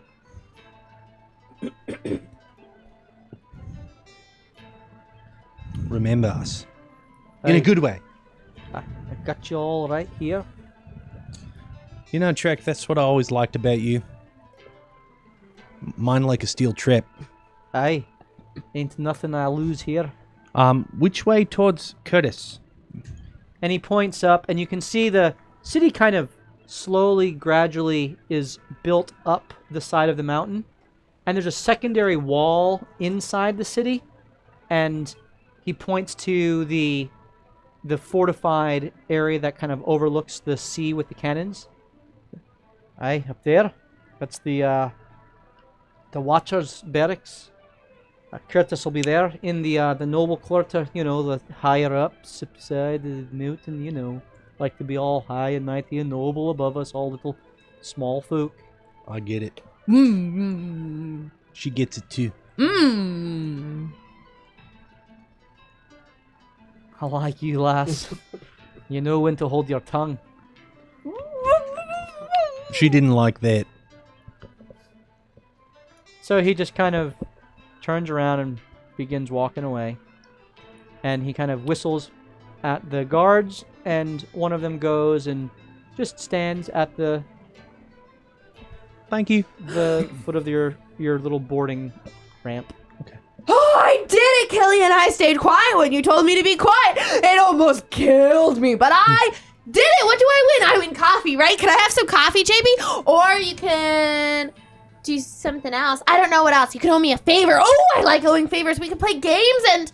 Yeah, you did a great job. I appreciate you letting us talk to him for a second without interrupting. that was literally the hardest thing I've ever done. You did a great job. Mr. JB, maybe you can make her arm into something. Oh, turn me into a tree or a butterfly or a flower Just, or a mountain. You know, the little illusionary stuff that you can do. Please? You turn her into something that doesn't talk.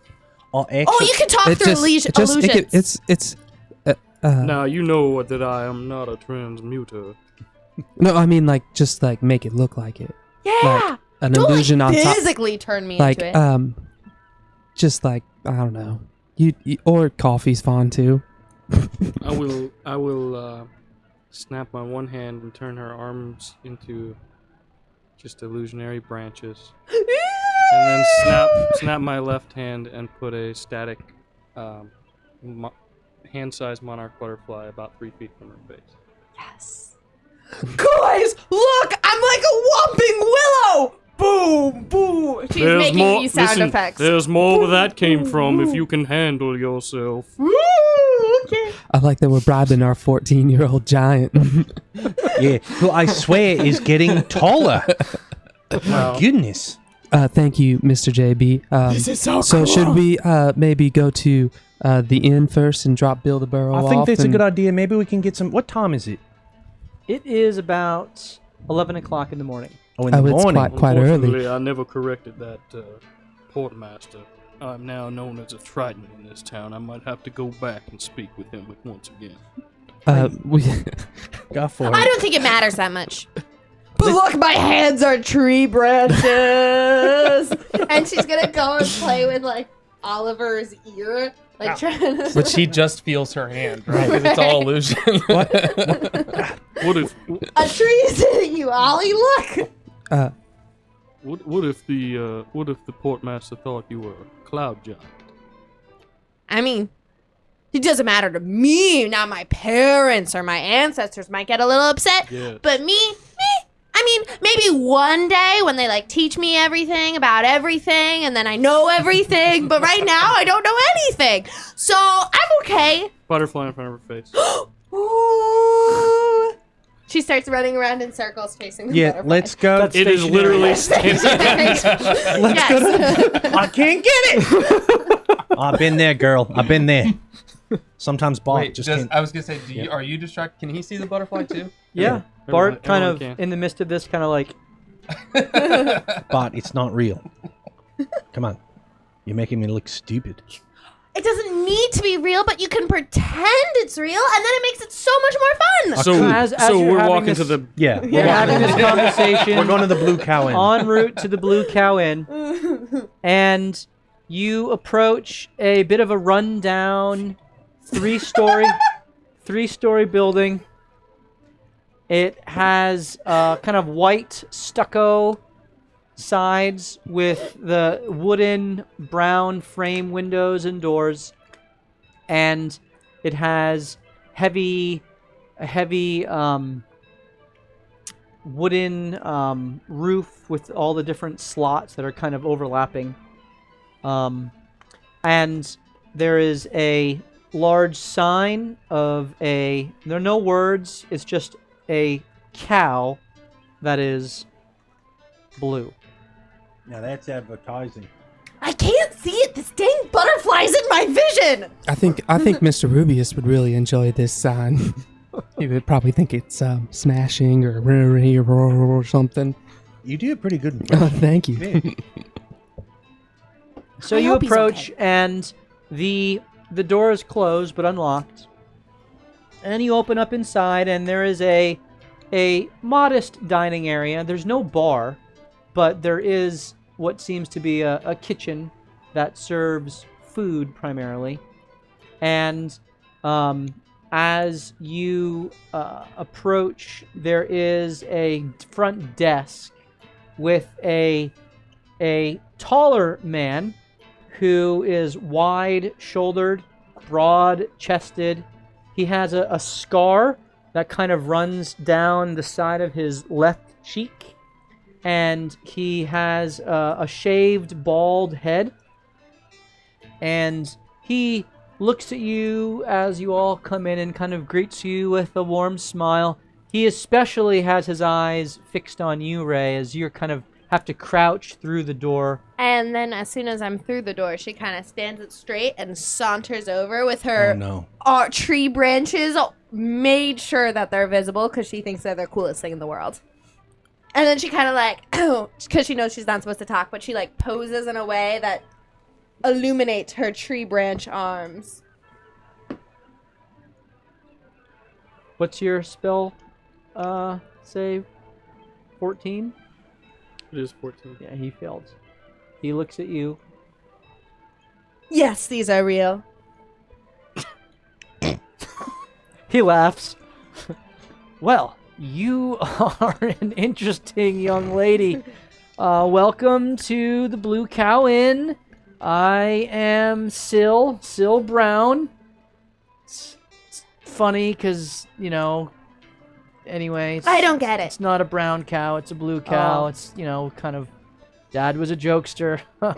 Anyway, can I get you anything to eat? Do you want to take a room or 3? What can I do for y'all? We have a donkey. Oh, yeah, we have a stable out back. It's $1 silver a day for boarding. Oh yeah. Yeah. Huh. Yeah. Yeah, no, yeah? Yeah. Yeah. This guy gets me. You're That'll be 5 you're silver. from those the cat islands out in the Sea of Fallen Stars. Yeah, you've heard of us. Yeah, I Well, see. I've had a couple of you curious cats come through every now and then. Yeah, I've been here before. You don't say. Yeah, like four-ish years ago. All right. Well, thanks for coming back. Great place. Well, So I hear. Jesus. This girl. so do you want a nice room? What kind of accommodations are we looking for? Here's what I think. Could we get some food? Could we put Bill in the stables? And maybe could we just talk a little bit? Your arms disappear. She looks down, so sad. Oh, are you okay? Oh, you're did that hurt? She hides her arms. Oh, well, I'd be happy to bring out some food. Did you have a long journey? Are you hungry? It's lunch. We have lunch cooking. What do you have for lunch? We got some, actually, some fresh caught whitefish. Oh, you don't say. Yeah, and so that's the fresh catch. And if you're not a fish sport, we have, well, some hamburgers. Nice. Yeah, you know. 'Cause blue it's a cow? Yeah, it's kind of like our thing. That's That's pretty what we're nice. known for, right? And so we'd love to have you guys for lunch and maybe stay, take a room, and stay as long as you like. All right. I'll have the whitefish. Morthos, can you pay for me? Yeah, I see. I say we set up camp here. How much seems is a nice room, enough. sir? Well, it depends on what level of room you would like. Probably if there's 3 tiers, the middle one. Okay, well that'll be 3 silver a night. How Okay, many- and are you okay with guys bunking up? Yeah, how many No, people I to would room? like Why don't we just to sleep in the the highest room in the building, Oh, please. that's weird. That would be the penthouse, is what we like to call it, Oh, okay. and that would be 1 gold per night. Oh, wow. Well. I only got 1 of them. It's for I'll fancy take folk it. like you. Well, I was. How many does it sleep? Oh, One. I mean, there are several beds there. All right. I'll take the room. Yes! And I high five Bart. I think we're gonna split the penthouse. And you're buying me lunch as well? Should I bring some cots up then? I'll buy Are you guys you lunch, all sir. together in one room? My lady, do you have a room to yourself? Oh, I was just gonna sleep on the floor. She cannot be by herself. Yeah, that's probably not a wise choice. No, not at all, yeah. We are all her supervisors. Okay. Some of us Absolutely. more Well, hey, whatever you supervisory guys than do your others. thing, and she's big enough to take all of you anyway. So 100% true, yeah. Well, anyway, about that fish. So you guys sit down to a meal, and a younger lad who has a resemblance of Syl kind of comes out and brings you the meal. You get the sense that this is probably his son. And he serves you the food, and I don't know if there's any other further conversation you wish to have amongst yourselves or with Syl or whoever else. I would like to ask Syl's son, how old does he look? He looks about 14. Oh, no. So the same age as our Is he Cloud cute? Roll a d20 and tell me what you got. 17. Oh, you think he's pretty attractive. I'm actually like 13. Okay, I Like couldn't 12, remember how old you 13. were. Older Sometimes boy, I huh? feel like it changes every episode, but the main goal is like 12, 13. All right, so it's close enough. I get a little shy and I like twiddle my pigtails. I Right. give him like little smiles. Ray, what the hell are you doing? Nothing. Roll an insight check with disadvantage. Oh, crap. The one thing I don't do. Does my passive insight just know it's You know yeah. it's All right, not. yeah. it's- With disadvantage. Disadvantage. First one's a 5. Second one's not better. 5. Okay, yeah, you just see Ray twirling her hair. It doesn't really make sense. That's weird. So Seal's son. What's your name? Yeah, you can call me Jack. Hi, Jack. Yeah, whatever. Now you look like a strapping young man. And you can see he's got his hair is neatly combed. He's wearing a white shirt that he's clearly uncomfortable in. He has a stocky build like his father, and you can see he's got some already developed muscles. He probably works out a little bit. And for his age and size, like his father, he's already, certainly a taller than average young man. Okay. So you look like you can handle yourself a little bit. Well, yeah, I mean, I'm better than most of the kids my age. at Oh, what I do. bet you are. Yeah. I bet you can beat up a 16-year-old. Yeah. And I hear those 16-year-olds you like to beat up hang out in the Dronig district. Can't quite pronounce it. Do you know what I'm trying to say? Trying to say the Drong district. Yeah, that one. Yeah. Yep, that one. Yep. What do you know about that place? I've heard some fishy stuff. Pun, because I'm eating a fish. Well, Dad said that there used to be an old tower that was there a long time ago, and it fell down something, and they built houses over it. And Wow, what a cool story. yeah, it's cool, I guess. A lot of things I do are cool. I bet. Is he starting to like? Totally oblivious. Yeah. Okay. So like a tower fell down, and like he's just looking at the two of them, not getting anything right now. Like a tower fell down, and they built houses. Didn't you hear him? That's what he said. No, yeah, I'm just trying to figure out why that, like, Mr. Mothos, why would that cause suspicion? I don't know. That's what I know about it. Huh, okay. You're so smart. Thanks. Thanks. What's your name? Ray Esmeralda. And she kind of twiddles her pigtail a little bit more. Okay, can I call you Ray?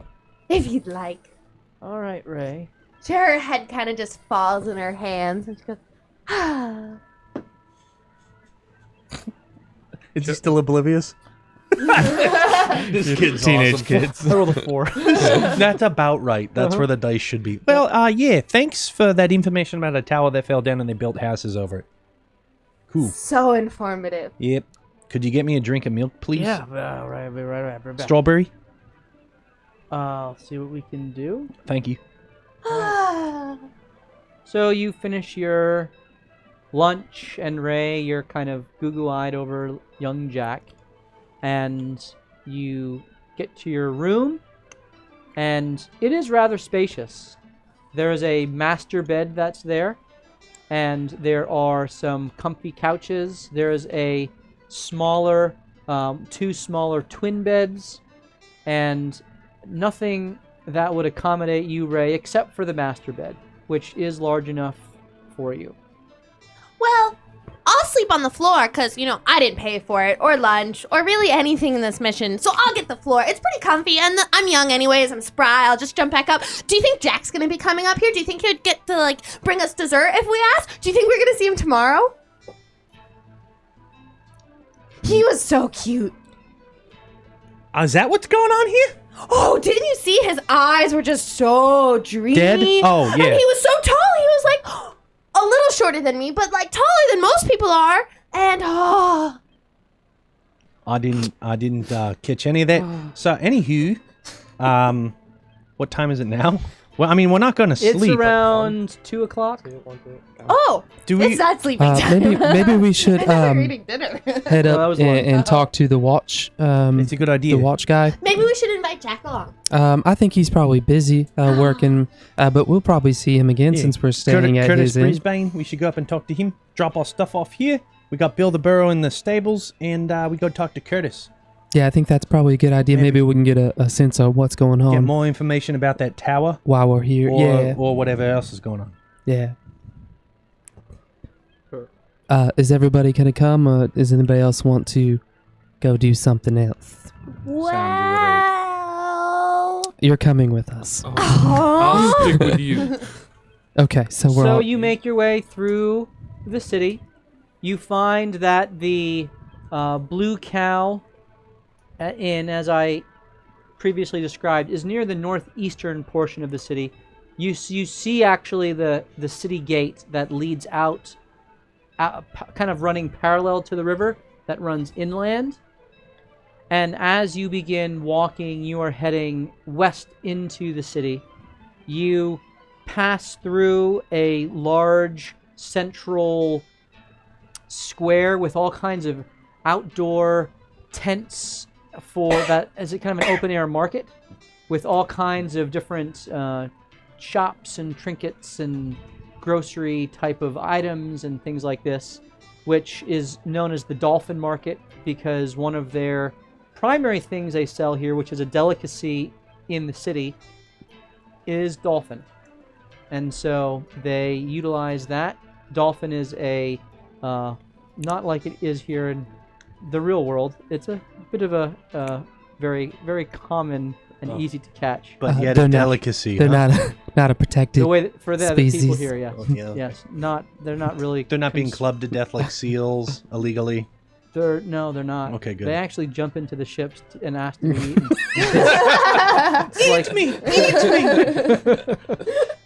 Right? So don't mix we don't real world we don't condone that. species. Anyway, Dolphin Market. You continue on and you kind of follow the path which goes up the mountain and comes around into the noble quarter, and there's another gate there, another wall, and they ask your business. You explain that you have business with the Watchers barracks and Captain Curtis. They let you through, though you do notice that two of them kind of follow you at a distance. And you can see in the noble quarter there is a heavier guard presence, much like at the docks. The houses here are far larger, more resplendent, opulent in their decor and size. And you continue forward.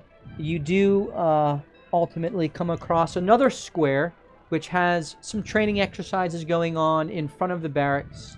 You make your way into the barracks. Just as a side note, all the way on our walking, Ray is talking about her wedding and what she pictures it to be. Oh, young love. I want to kind of, because I walk slowly, I want to try to just walk with the guards in the back, just making common conversation with them about. They don't really say much. They're not impolite, but they're just. It's clear that they're paying attention to you, but in a I'm doing my job sort of. Yeah, fashion. which I acknowledge as well. Like, very good. So at my wedding, there's going to be flowers, a ton of flowers, and she keeps going on. Yep. So you arrive at the barracks and you are let in. And after some waiting, the captain does come and meet you. He is in full plate armor. He has kind of sandy hair that is neatly trimmed and kind of like a crew cut type of a hairstyle. And he looks at you as a human male, and he just takes in. So, I've heard that you want to see me. What I'll have can I to tell do you the for rest ya? later. Yes. We'd like to see you. Chalk sent us. Oh, the portmaster. Good. Do you have business on his behalf? Why don't you take it? Hi, my name is Killian. Killian, nice to meet you. My I- name is Curtis. I'm the captain of the Watchers Well, here. hello, Curtis. The helmsman, yeah. Captain Curtis. Appreciate you meeting with us. I know you're probably a busy man. We're some travelers who are going to be in your city here for a little bit, staying down at the Blue Cow, and we're just looking to see if you have. I don't know if did you see the big storm-looking thing that happened in the air a while back? I did. Riled up a whole lot of people here. Yeah, But it doesn't seem to be doing anything other than just thundering away, lightning away up there, so I guess we're okay. Well, we have some information about it that we're trying to figure out some more things that's going on, and wondering if you maybe have seen or heard of some odd dealings here in the town. Maybe some more nefarious type people in and out, or things going on. He leans in. Who did you say you were again? Oh, my name's Killian. No. You. Who us? are you? You can you could just call us the Shades. Oh, yeah. Tell them what it stands for. Super Helpful Adventurers. Doing exciting stuff. Yep. And the exciting stuff we're doing You can see him visibly kind of look down and try to stifle a laugh. Right. It's kind of silly. We know we're kind of silly people, but I do. It's a work in progress. Yes, I can promise Oh, you no. that. Stamped, finished, boom, done. we We will establish guild He houses in looks up every at you. town in this nation. she's playing a game. He now laughs out loud. Yeah. So we understand. Do you They expect sus. me to take you seriously right now? Are we set to be a joke? Morthos, is that where we are? Well, you guys are all acting like it. That's for sure. Oh, Excuse we're me not. for not knowing how to Hold on. act. Excuse me, guys. Roll a persuasion. Yeah. So, let me. I just want my hands to turn into trees again. Can I Really guidance rude. myself You would have had to have done so before you said to do started that? asking the question. I'm helping him. How are you helping him? The tail is looking very stern and being like, don't listen to these fools. I Okay. take Go ahead and roll with advantage. I'll let you have it. Ooh. I like that one. 19. He kind of. I'm sorry. I'm not being very professional right now. So okay. Shades. Your name Is- states that you're adventurers. Okay, so you are sent here on behalf of someone to check out this storm. Can I insight him? Yeah, can we trust him? To see if. Well, I don't like him now that he made fun of us. If it's okay to share. Sure. Go ahead and roll insight. This one did well. That one did not do well.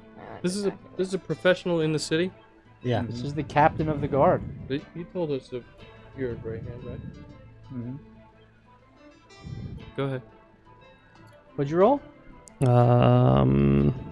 My passive insight is 16. So, you get the sense that he's a man of authority that's used to dealing professionally with people and is very comfortable dealing with all sorts of people, including adventurers. Okay. We've been sent on behalf of Vadris. She's the Grey Hand out west.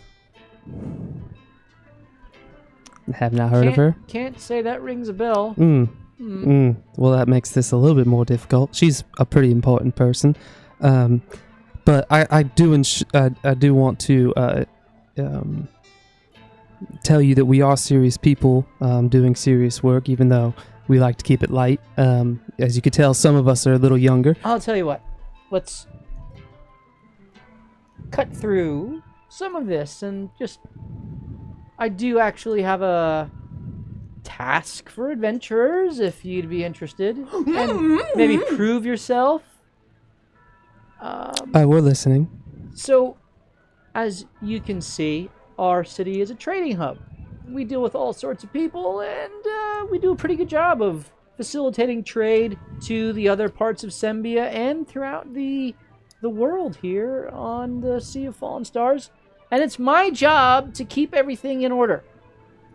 I help to oversee the people of this city and make sure that they're safe. And he kind of looks Morthos up and down, taking him in.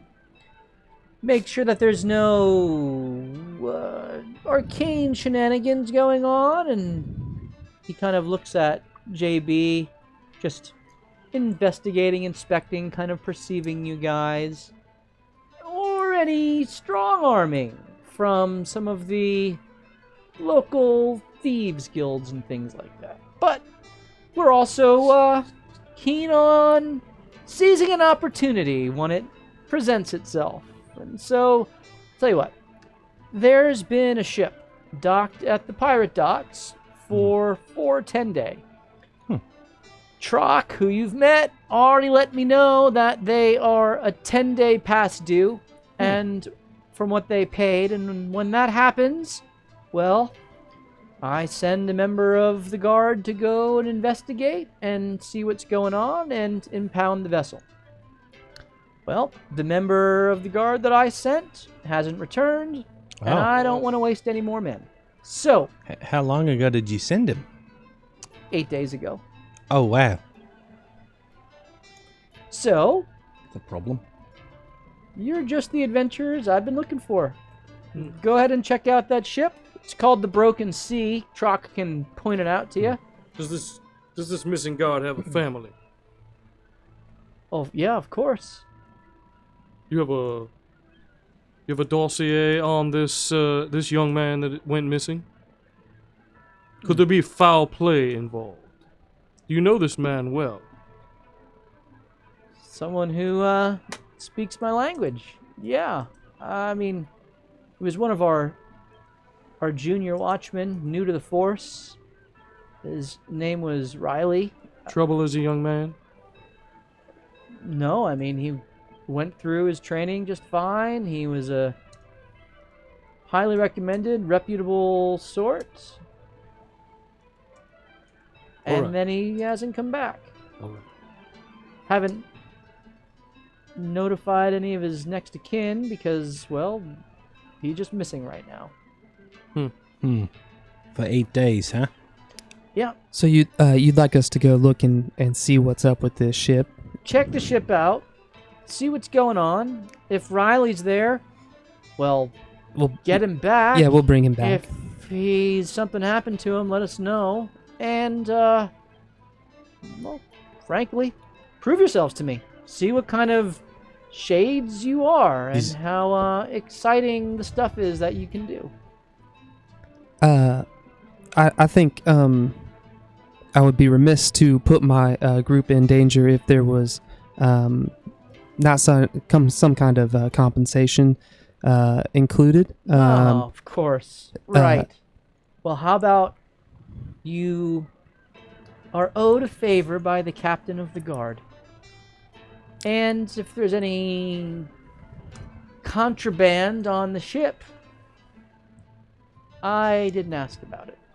I look at Morthos to see what he's thinking. It's a pirate ship. All right. I see what he's getting at here. I do appreciate it. I protect them on the land, not in the water, if you know what I mean. Do you have a writ that I can show the port master, to prove that we can board this ship? Yeah, can make that happen. Please. We'll take it with us. Maybe you guys do know what you're talking about. That is absolutely appropriate. Okay, all right. I am becoming more impressed with your little group here. It's all a front. We try to put people off so they don't take us as seriously. Well, it worked. Does that sound good? Sure. I've been working on that. You're doing it right now, right? Often, the fourth wall sees JB looking at Morthos and shaking his head. The three of them, or the two of them. Yes, I am doing it right now. We do appreciate. So, Killian, you're the leader of this little group then? Well, I would say that. And he doesn't even wait for you to answer. He writes out the writ and he gives it to you. Okay, I appreciate it, sir. We'll come back with the report for you of what happens. Very good. I certainly hope nothing befalls you. Me too. And look forward to hear from you soon. I will be here in the Watcher's Barracks if you need me. Do you have a timeline that you would like us to report? As soon as possible. If we do not arrive here in the next 24 hours, I assume we are missing, and please send out another party. I would say we'll probably send the next adventurers I run across. That tracks out. That seems we'll fair. probably start in the morning, as it's getting later in the afternoon Yeah, now. that's reasonable. Yeah, Okay. and then so we'll head out. All right. So you make your Thank way you. out. May I please study this writ? I give it to him. Thank you. Mr. Morthos. I'd I like just to hold out my arms in front of memorize JB. as much as I memorize as much as I can of the handwriting Brisbane's and the name handwriting. and whatnot. So maybe next time as we're walking out, JB, before you get too into that, I think Ray she deserves a prize, if you will. I didn't speak at all. That was a second And hardest thing I've I just done. wave it, and hopefully he like does. Ollie, I think the name thing probably we can just leave it at shades. Oh, you We don't think we go into the meeting? No, I like the meaning. meaning a lot. I think it gives us some depth, but Is that like an internal thing? yeah, it's like an inside Like joke. an inside joke? Yes. I've yeah. never been part of an inside joke. This is so exciting. JB, the last time we had to fight things, now I'm assuming something nefarious happened. Isn't that a good word? I've It used is a it a good couple word, times yeah. for that. I directly put my hands over his face. Oh, could you just cut her a break and do it, please? I am not a tool Ah! to silence the giant being before us. I initially joined this group in order to study this beast, and now I cannot see myself standing within 5 feet of her through most of the day. Well, that wasn't very nice. Well, there is something called self-control. I know you've been on your own for a little while. However... No, I grew up with my parents. Yeah, you just teleported immediately to the location Well, it didn't take that long. from the northeast mountains down to this I don't location? know where it was. Stop Okay, reading my backstory. Regardless, I think there was I think you mean irregardless. Well, I take back what I said about your vocabulary. Oh, okay. Now, we are presenting ourselves as fools and jokes. Mm. I don't know about the rest of you, but I plan on establishing connections throughout this entire continent. But everybody likes jokes. Listen to what I'm saying, please. We presented ourselves to the town guard as fools. Mhm.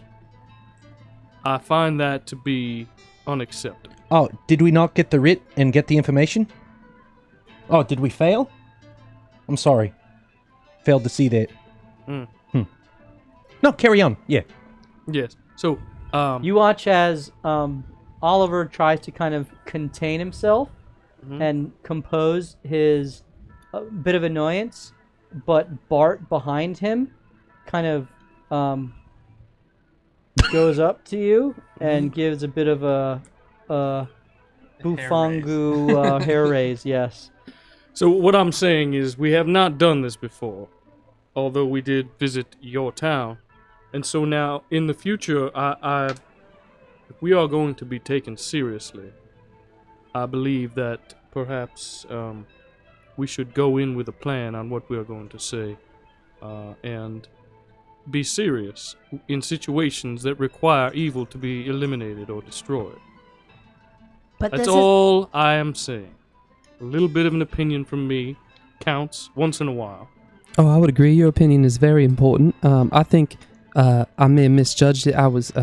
My disposition is often to be as kind as possible. I think this man was pretty business oriented, so I will take responsibility for my part in that. I do think when presenting ourselves as a group, it might be helpful to understand who and what we are and how much information we want to give to certain people at certain times.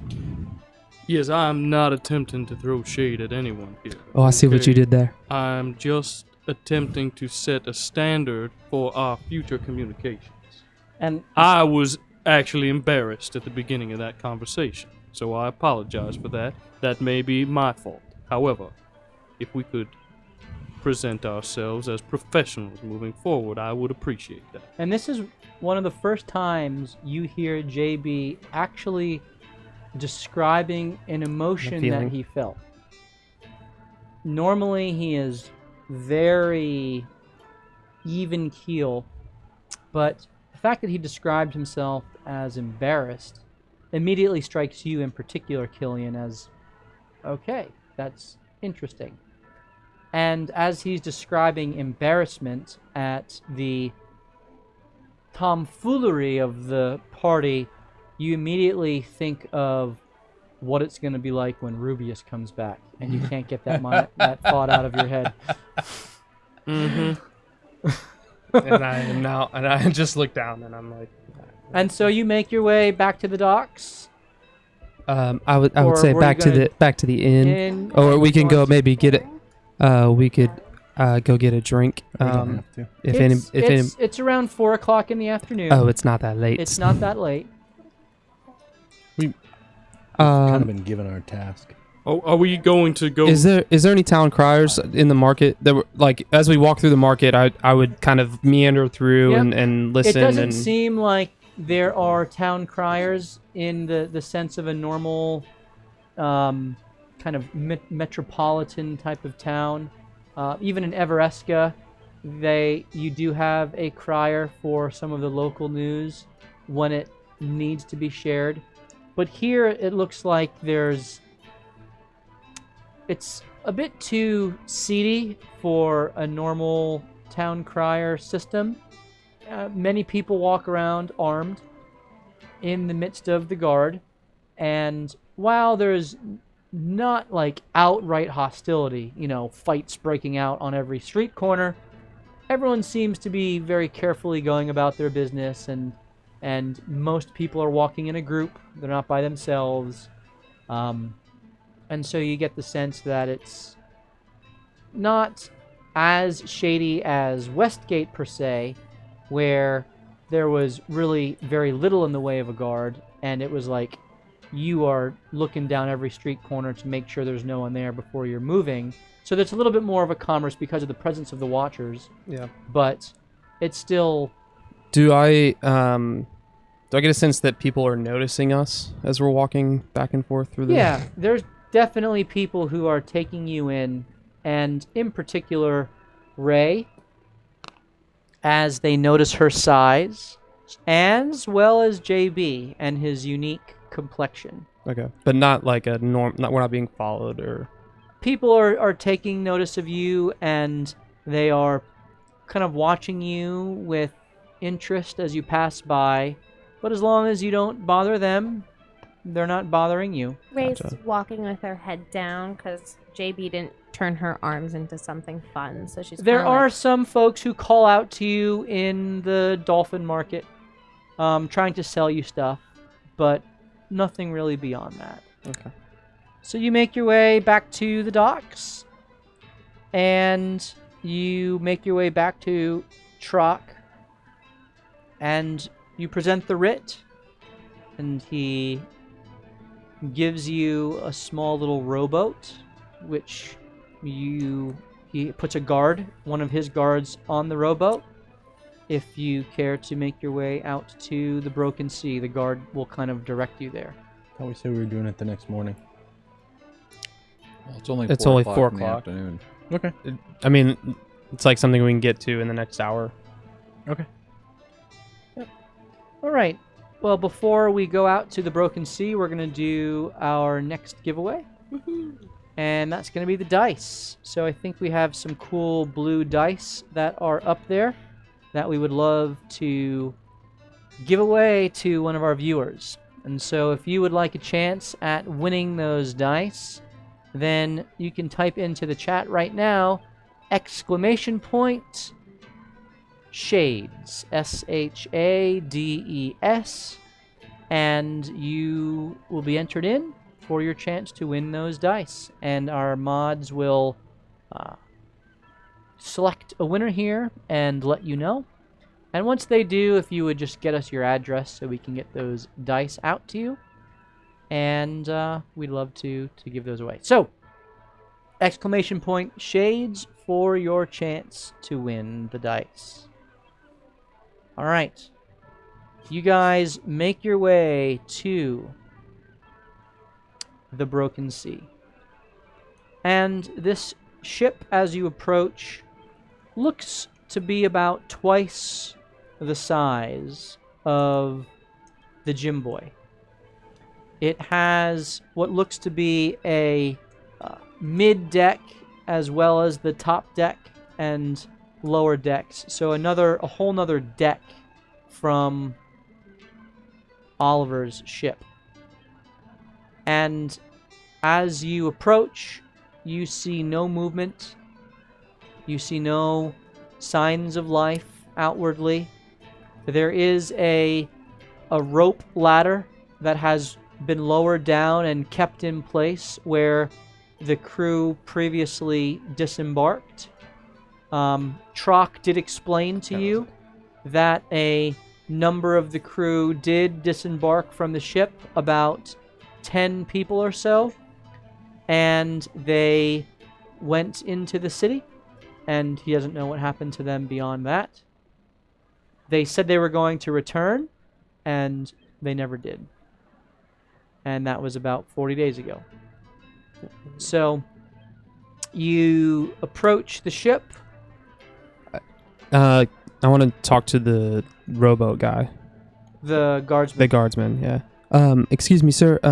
Have you seen anything, or do you remember when this crew came off that would maybe, or remember the watchman that went out? I any can't say that I information? do. Okay. I was just doing my job, but I don't remember anything about this ship. No Sorry. bright lights or any, like something. Oh, nothing strange weird. or Okay. magical or anything.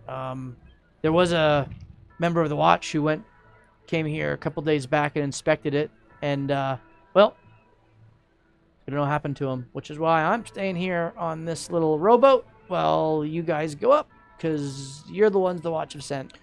I think when we get up there, maybe we could all stick together and not go explore all the different corners of a boat. That's probably a good starting point for a plan. Sure, let's also talk about and make the proper decision on what to do first in on Yeah, the ship. let's How do about that before we know the lay of the land. That Let's was make no a throwing decision on shade. what to do. Yeah. Are there any holes in the side of the boat? Does the structural integrity of it look sound? It does.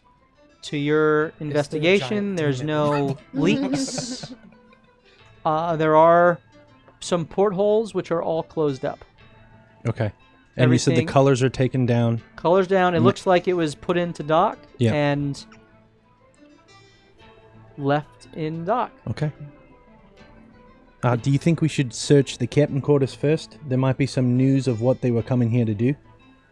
I think that's a pretty good idea. If we can get up on the top there, I could maybe go scout it out as one of my little animals, or if Morthos, you seem like you could be pretty sneaky. Maybe you can get up there and we can explore it a little stealthily as we You go. said there was a rope ladder that was down. Mm-hmm. Morthos just starts climbing it in stealth, as quietly as possible. Okay. Roll your stealth check. So I guess we're all doing that? I say, Oliver, you know your way around the ship. I would be willing to follow you. Morthos just disappeared for some reason. 19. Okay. You are Way to quite go. stealthy as you get to the top and you kind of look down, waiting for your companions to join you. I'm going to Do I message see him. anything? Yep. On the top, when I look over, just kind of cracking over You the kind of- rail. Yep. Just peek your eyes up and you see some crates and barrels. You see a door not unlike Oliver's into a quarters beyond. You see some stairs which spiral down, but there's no additional rooms on the top deck. You have the back you have the back quarters and the stairs that go down, and above on the kind of the top deck you have the wheel that steers the ship. All right, but no movement anywhere. No movement, no sign of life anywhere. Kind of looks back over the edge and he just kind of motions. So we're gonna head up on stealthily. Okay, I need a stealth check from everyone then.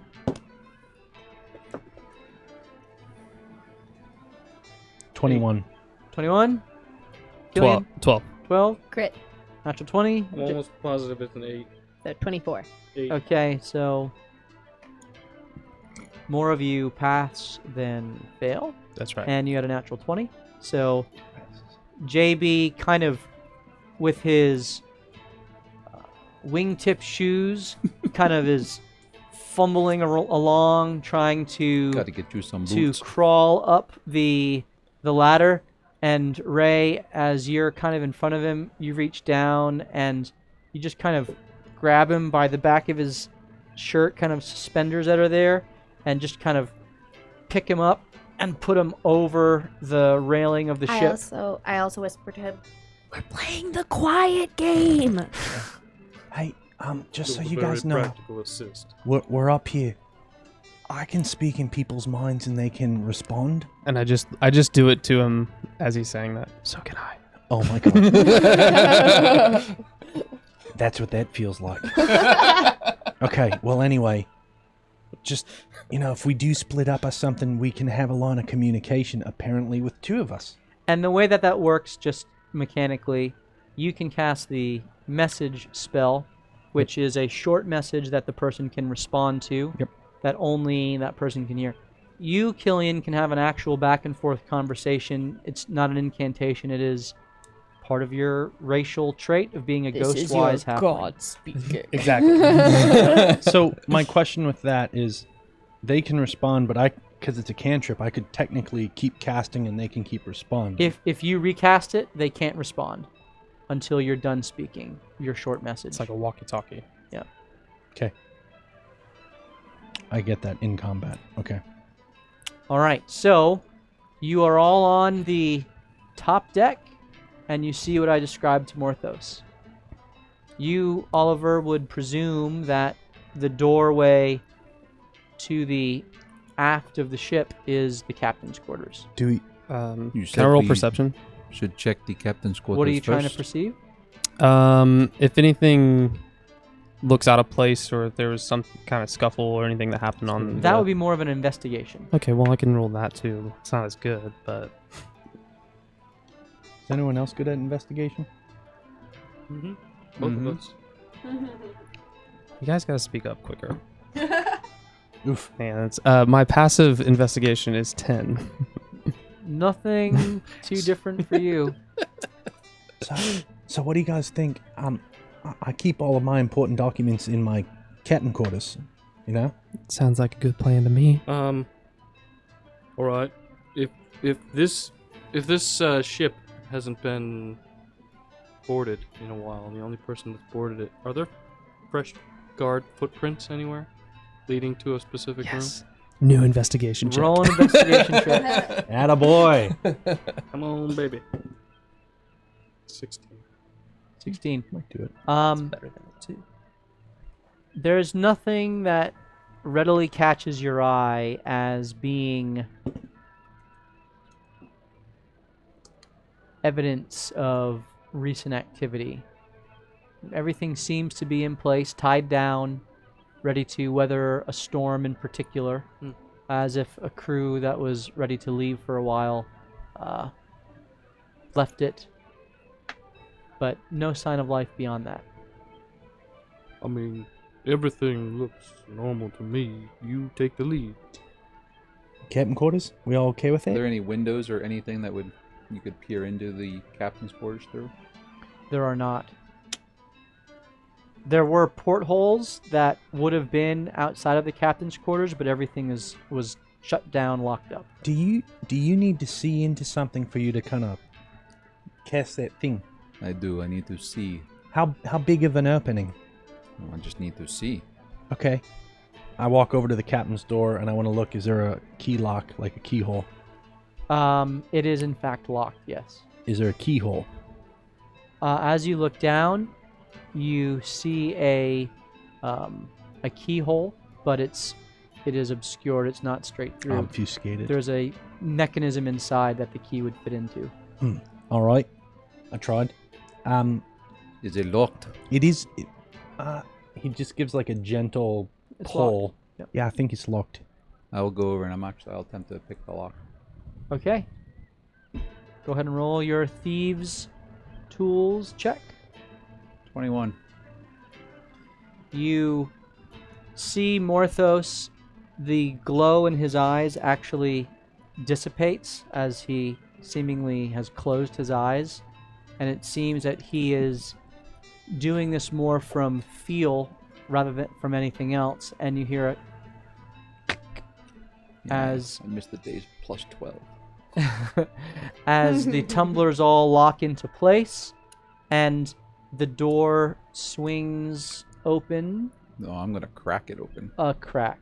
And as you do so, the door here kind of opens this way, and all you see is, and you can go to the map screen here, all you see is the outside of a bit of a rug, a fancy rug, and you see a wall, but you see nothing more beyond that. Nothing as the more. door kind of is. Ray is going to kind of step in front of Morthos and open up her shield. Okay, so as you hit your shield, it pops into place, and Morthos kind of looks back at you. Ray, we've talked about this. Behind me, I'll be alright. Yeah, we. She takes a step back and covers Ollie. Okay, Thank so you. you have Morthos at the front, I'm directly behind him. and I'll be behind her. okay, I That's what I thought too for a second. I thought she was gonna pull a hold. Ray's still playing the silent game. I speak to Morthos in his head and say, do you want me to go in as a maybe little animal first and investigate, or are you comfortable kind of making your way in?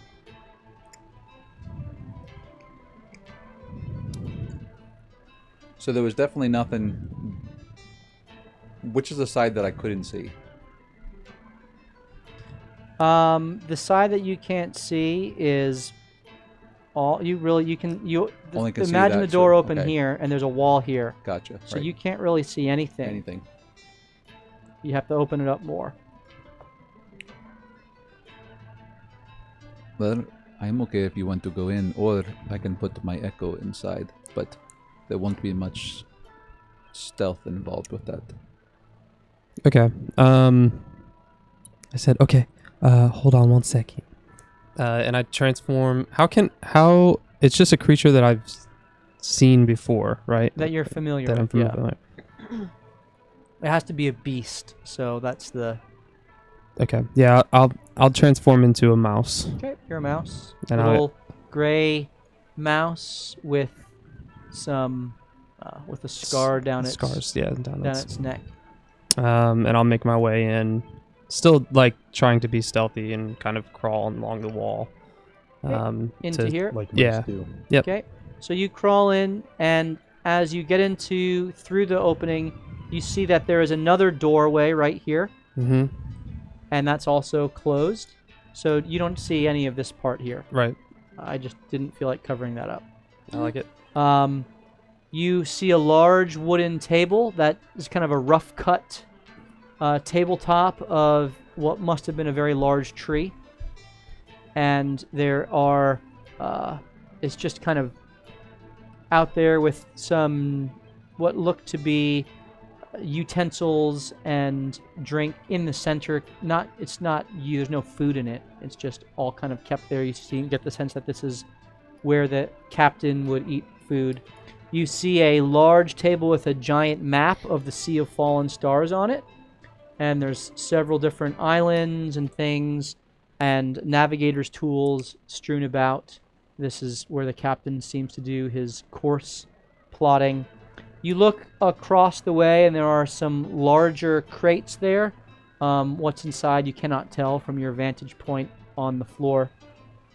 You also see some shelves with books and bound papers and things like this along the back. And you see a back table with a globe and some books piled on top of it. And you see a little cove in the corner that you can't really see into. And you also see what looks to be almost like a fireplace, which is odd in the ship. In a wooden ship. In the wooden ship. And you just barely see kind of around the fireplace what looks to be a trunk or a chest or something of this nature. I want to. Can I do telepathy even now? Right? Can I Yeah. communicate? So. As long as you can see them. Okay. Well, I'm gonna assume that he's gonna wait until I come back.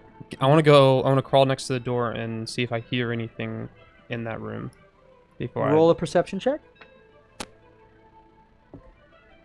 That dice only likes me, apparently. Apparently. My passive perception is an 18. You hear nothing. Except the steady rock of the ship in the waves. Can I fit underneath the door? You cannot. It is sealed with a little stoop that doesn't allow any sort of movement through. Okay.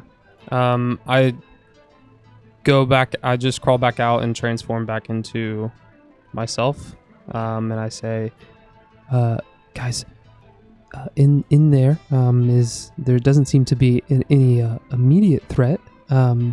There is another door that I cannot see or hear past. So we should probably still be careful until we open that. Maybe something is on the other side that we need to be wary of. But I think everything is okay in here if we want to come in and have your eyes take a look at it. Was there anything weird in there?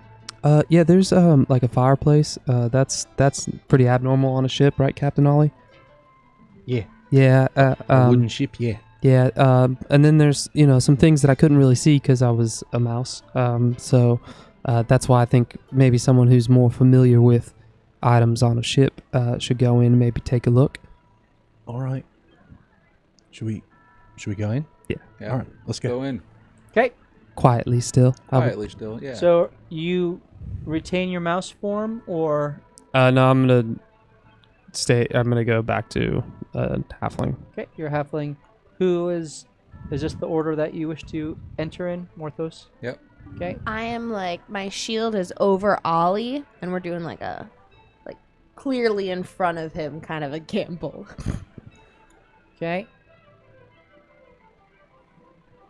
When I get in, does it look like that side door opens into here or opens into the room? Based off of the fact that you see no hinges, you get the sense that it would open inward to the room. Which side well, the handle is on this side, so you get the sense it would open in. So it's a push. Yes. Perfect. You now can see all the stuff clearly. Ray, you in particular see that the crate over here is looks to have either reams of fabric or other fancy rugs, something of that nature, that are rolled up. You, Morthos, barely see in the cubbyhole. It seems there's some display cases or something of that nature over there, though you'd have to go closer to inspect that. And before you get the chance to move any further, as the door is kind of swung open and you all walk in, you hear the sound like a rushing water. Rushing water. Coming from where? Coming from above you. We didn't look up. As you begin to hear this almost like a shower that is growing in force, until you look up and it drops down right on top of Morthos. Morthos, I need you to roll a strength saving throw. All that work and I still didn't do a good job. A whopping 5. Oh boy. Now more those. As you watch as this giant wave of water drops from the ceiling, it completely engulfs Morthos, who is now inside this large mass of water. Oh boy. And Morthos, you take 13 points of bludgeoning damage as the wave whelms you, and you can no longer breathe. He has breathe the on the necklace that. And bothers then you realize Melfine's necklace allows me to breathe. And so you are not drowning. But the water is staying around me? The water is around I would you. immediately cast my Echo 15 feet outside the water. So we all are going to roll initiative, All right. and on your turn you can do this. No, you pick it. See, it just likes me better. All the dice hate you. And so before you, you see what looks to be a living wave of water that is,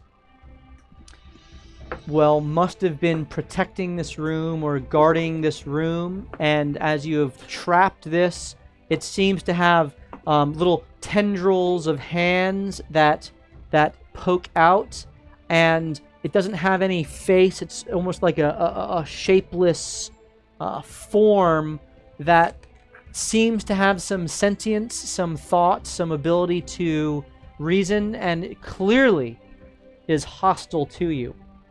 Ray, this void of this form of water stands about as tall as you do, but is much wider than you are, taking up a almost full 10 foot by 10 foot section of the floor. Oliver, it towers over you as the rest of you see Morthos kind of get slammed into by this water and kind of just almost underwater, just kind of almost float there for a moment as his radiant eyes open back up. And I need everyone, as I said, to roll initiative. So what is your roll? 10. 21 to 25. 19. Oh, sorry. It's okay, Ray can't count. No, Molly can't count. Killian, you rolled a 6. Yes. Ollie, you rolled a 10, you said? Yep. 14 for Morthos. 14 for Morthos. JB? 18. 18, and Ray was a 19. Mm-hmm. Okay. And the water elemental rolls a 13. Morthos, you were a 14, you said? Yeah. Okay. So, Ray, you see this mass of water having swallowed up your friend. What are you going to do? She kind of braces herself, and then she feels her heart beating, but she blames it on the butterfly faster than she could ever imagine, and she gets angrier than she could have. Morthos! And she goes into a rage as she attacks the creature. Okay. I get advantage, right? Why do you get advantage? Oh, I thought raging just gives me advantage. Reckless. If you recklessly attack, then you get it. Gotcha. But then it has advantage on its attacks against you. But with my But ancestors. you don't have reckless attack yet, I don't think. I don't think so. That's a later. Let me check it quick. I'm pretty sure that's a later quality ability. Nope, she has it. Yeah, I thought that was at level. You get that at level 3 as Yeah. well? Okay. I'm going to recklessly attack. Second level, you get that. Yes. I sit corrected. And I get my ancestors' things. You do. So if it attacks any creature other than you, it has disadvantage on that attack. Nice. 18. 18. That hits. Roll your damage. My shield is out, so I just get a 1d8. Yep. 7. 7 points of damage.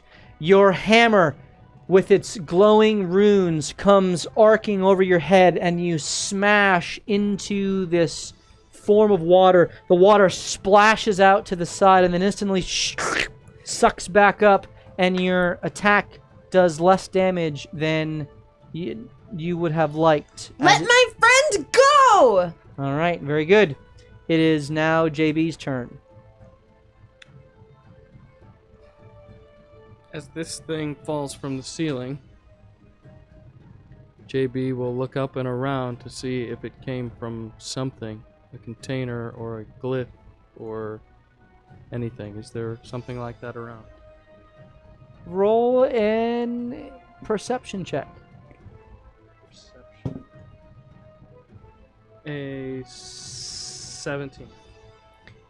On the ceiling, there does seem to be what looks to be a rune that is slowly receding in its glow, as if it had been triggered and is now expiring.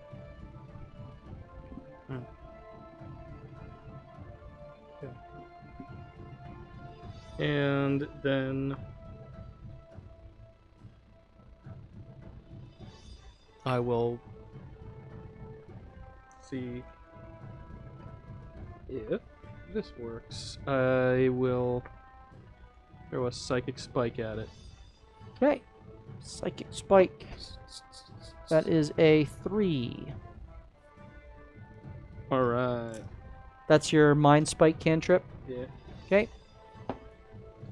Hey, 6 psychic damage. There we go. All right. So it takes 6 psychic damage, and it seems to shudder as a spectral spike is driven into the top portion of it where a head might be, and it seems to take the full brunt of that attack. It now has... What's the other effect of that? I can't remember. 1d4 subtract from the next save. From its next save. Okay, very good. It is now Morthos' turn. Morthos, you take 13 points of damage at the beginning of your next turn, So which this is one, right now. Right now. Yep. And it is now your turn.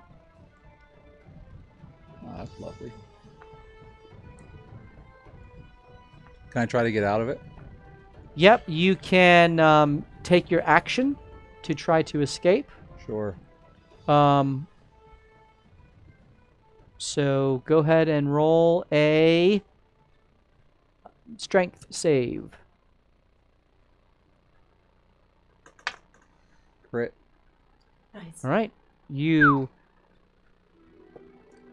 are able to swim your way through as you kind of activate your water walking capability, and it assists you in kind of stepping out of this water elemental, and you now are facing it dripping wet but out of its clutches. All right. I will use my bonus action to put my echo on the other side of him. Okay, you put your echo Directly across from him. directly across from you. It is now in flanking position. That's it. All right, very good. With that, the creature shudders as it's trying to get its whelm back, and it moves towards Ray, who has just smashed it with a hammer. I need you to roll a strength saving throw. 13. 13. It now encapsulates Ray. Oof. Ray, you take 13 points of bludgeoning damage. That's halved to 6 points of bludgeoning damage because you're raging. Like take an opportunity attack. Absolutely.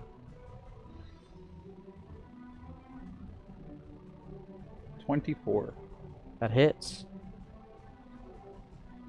Look at that. Perfect. 12.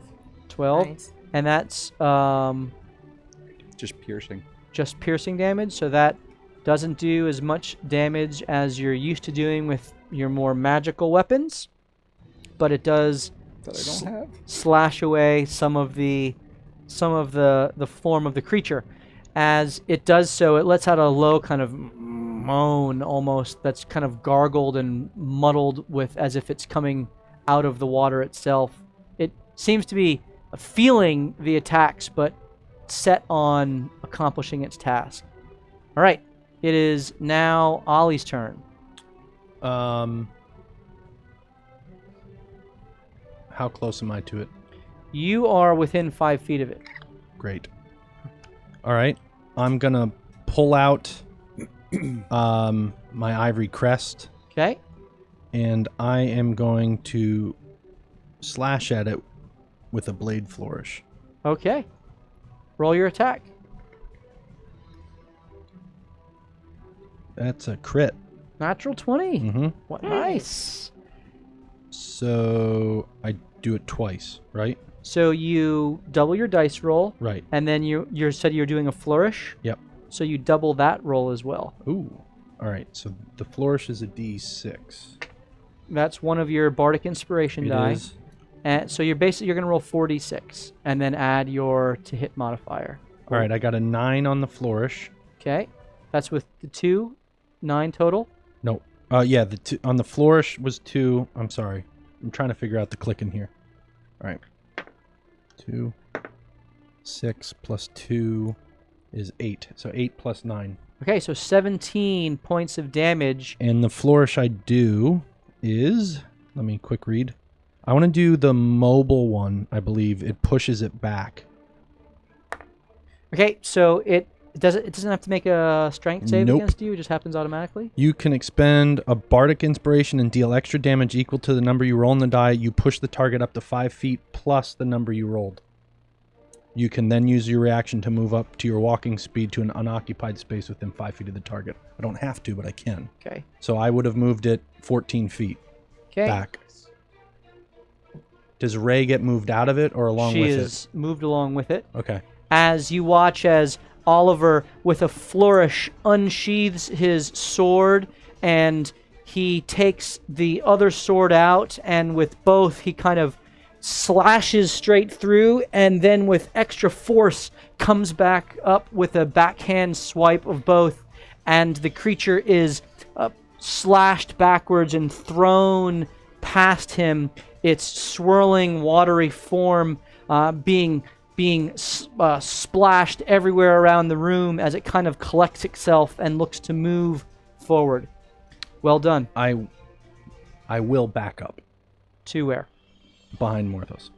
Okay, so you back up behind Morthos, and that again, you've been trained in your fencing and sword fighting, and you're used to hitting creatures that take the full brunt of your slashing damage. The watery form of this creature seems to dull the effect, though it's hurting it not as much as it normally would. Killian. I want to move. Can I get to the other side of Morthos? Like in between the table and the fireplace? I got 25 feet. I can move through him too. Yep. Okay. You can get through there. Does the fireplace can I look around the room to see if there's anything that would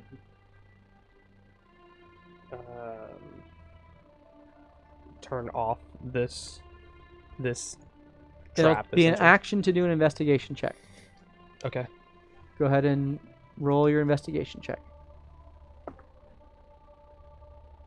I think it's just 11. 11. Give a passive investigation. It was It's 10. Nothing jumps out at you as somehow related to this creature. Okay. And then I want a bonus action magic stone. Okay, And so then- you prepared 3 magic stones. Yeah. Very good. It is now Ray's turn. You can seek to escape as your action. Do I get damage when I first You hit? take Okay. 13 points of bludgeoning damage, halved down to 6. So you did take damage this round. Your rage is maintained.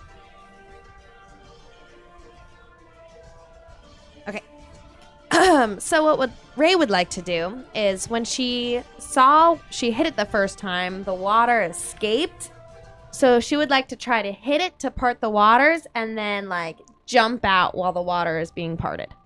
Okay, so I'll allow you to use that kind of descriptor for your attempt at escape. Okay. So go ahead and roll your strength saving throw to escape. Come on. So it wouldn't be an attack. It's not an attack. It's just nice flavor for your escape attempt. Aw, man. Well done describing your action, though. Thank you. 18 plus 6. Nice. As the hammer kind of comes out, you muster your rage, and even through the resistance of the water, there's still enough force to smash into the floor and to cause the form to part just enough for you to kind of jump through and emerge back in front of the creature. She is dripping wet. She goes and faces the beast. Okay, very good. It is now JB's turn. Oh, what do I know about a water elemental? Roll a history check.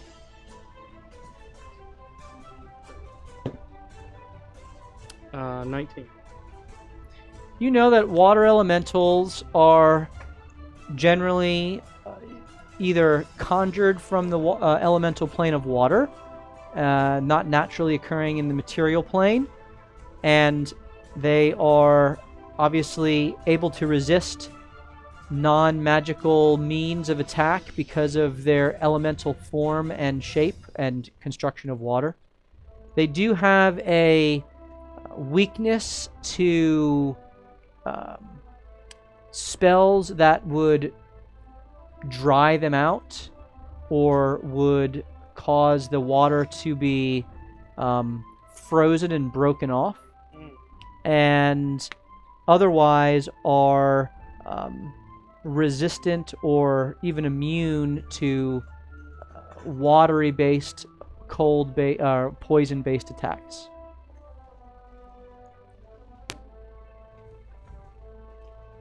I will.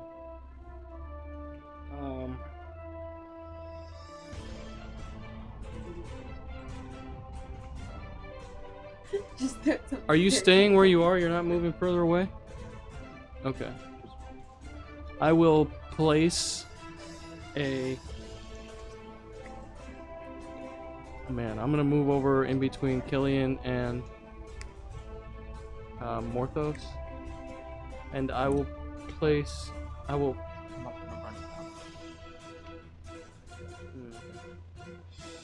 I'm gonna yell for her to come back behind the ice wall.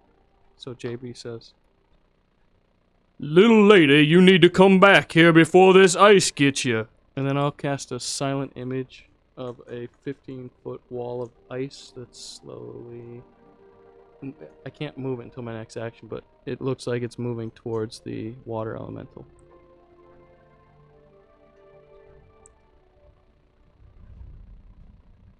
Okay.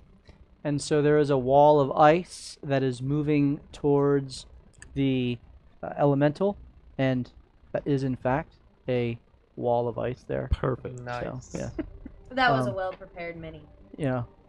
Well, I've had him sitting over here for 3 years, the first time I've used him, so Seriously?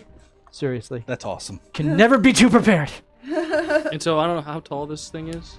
It's about 10 feet tall, Okay, 8 good. to 10 It's feet. 15 The foot form high, is kind 15 of foot like wide is the ice. shifting, so it's about 10 feet wide and about 8 to 10 feet tall as the form shifts. Right. So it is. This image is moving towards the creature. As Morthos, it is your turn. Your radiant echo, in the form of a very tough female monk, is facing the creature. How tall is the creature again? 8 to 10 feet tall. 10 feet. The And your form illusion shifts a little is bit. How tall? 15 by 15. 15 by 15. All right. So Morthos will move up 5 feet, and then show you me, and he's going to tell the echo to actually go 5 feet up in the air behind him on top of the crates. Okay, so the echo is on top of the crates, just below the ceiling. And I will make my attack through the echo. Okay, make your attack. 21. That hits. Roll your damage. 5. 5. All right, and so as the fist of the echo slams into the creature, you rolled a 1, didn't you? I did. Yeah. It does take damage, but not as much as it And then I will otherwise. use Unleash Incarnation and do it again. Yeah, roll your attack. And that would be a 24. Also hits. Don't know what that means, but I like it. So as And the a first 12. as the first punch lands, Max that one. as the first punch lands, it's followed up by an elbow from the left hand that continues to whittle away. As the radiant energy hits the water, it kind of sears off a bunch of its form, and it's slowly beginning to shrink as the water is splashed and seared away. And then I'm going to action surge and do it all again. Okay. Attaboy. Fighters, baby. Come on. Ooh, that's only a 14.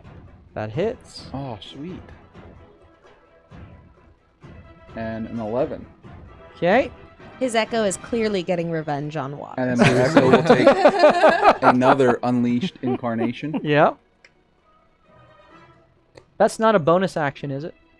Nope. You can take. It just says you can take one, make one additional. It says when you take the attack action, you can make one additional melee attack from the echo's position. There you What? go. You can do it. Yep. That feels... Broken. It's a free... It's not an action or a Well, bonus there's action. you have a limited number Yeah, of I those. only can do it so many times. Oh, okay. So that's a 13 to hit. Like it. That does not hit. Oh, you suck, Adam. So the first punch comes in, the next elbow comes through. You kind of focus yourself as you've been taught, and the right hand comes through, and the palm impacts directly into the center mass of the creature. And with a flourish, your echo spins around and comes with a fist, and you misjudge the shrinking form of the creature and swing just wide over the watery mass that has been shrinking beneath the weight of your blows. As this happens, the creature now sees this icy wall coming towards it, and Wish I had banged it. moves to go around.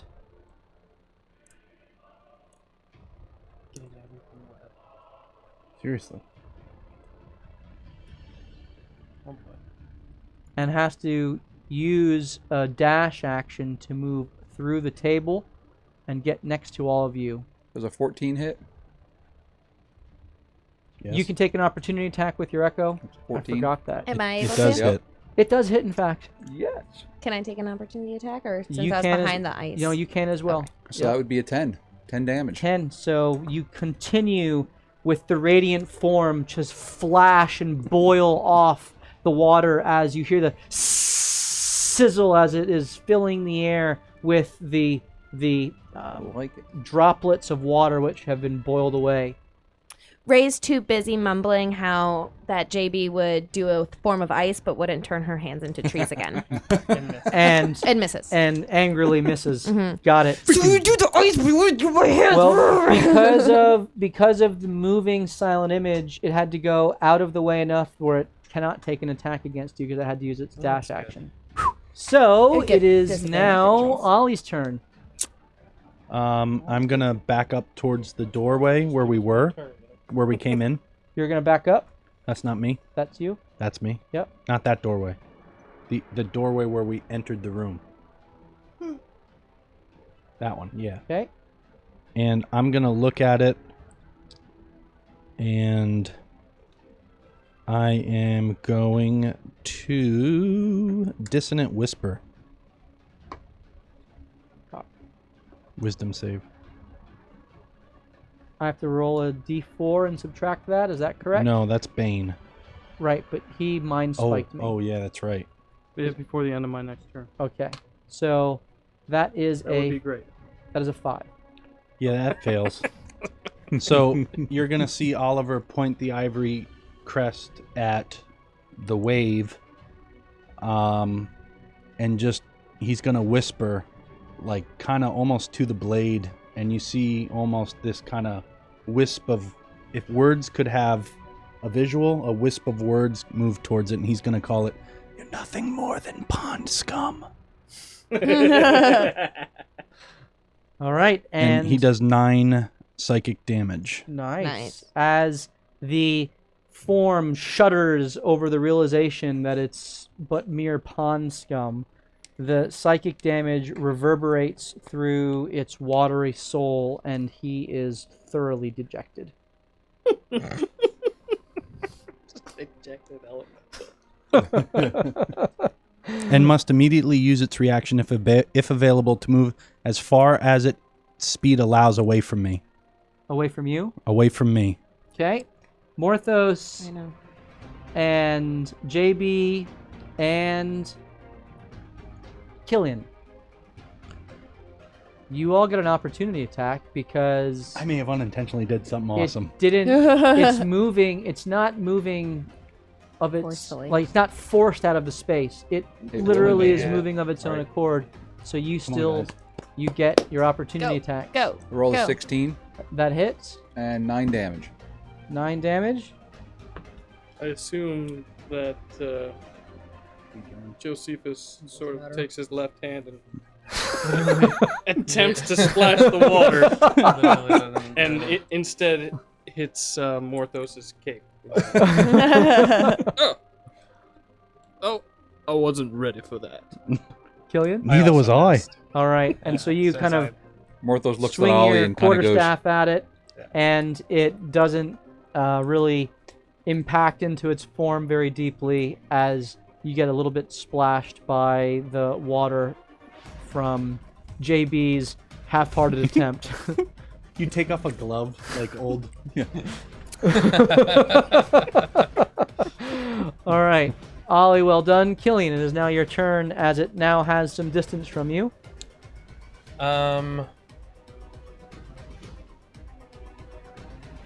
Would it be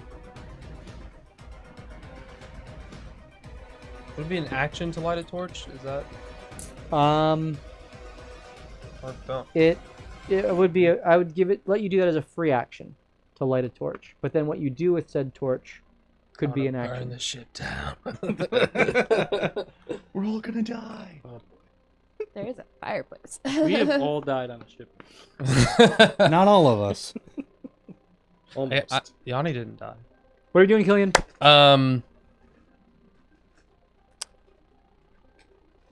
I do, but I don't. And I'm going to. I don't want to use all my spells. No. I'm gonna throw a stone at it. Make your attack. I wanna light the torch though. A magic stone? Torch Yeah. is Okay. lit. In my hand, and then use the bottom as my sling. I don't know how that would work, but it's a 23. Did Hits. you just light the stone on fire?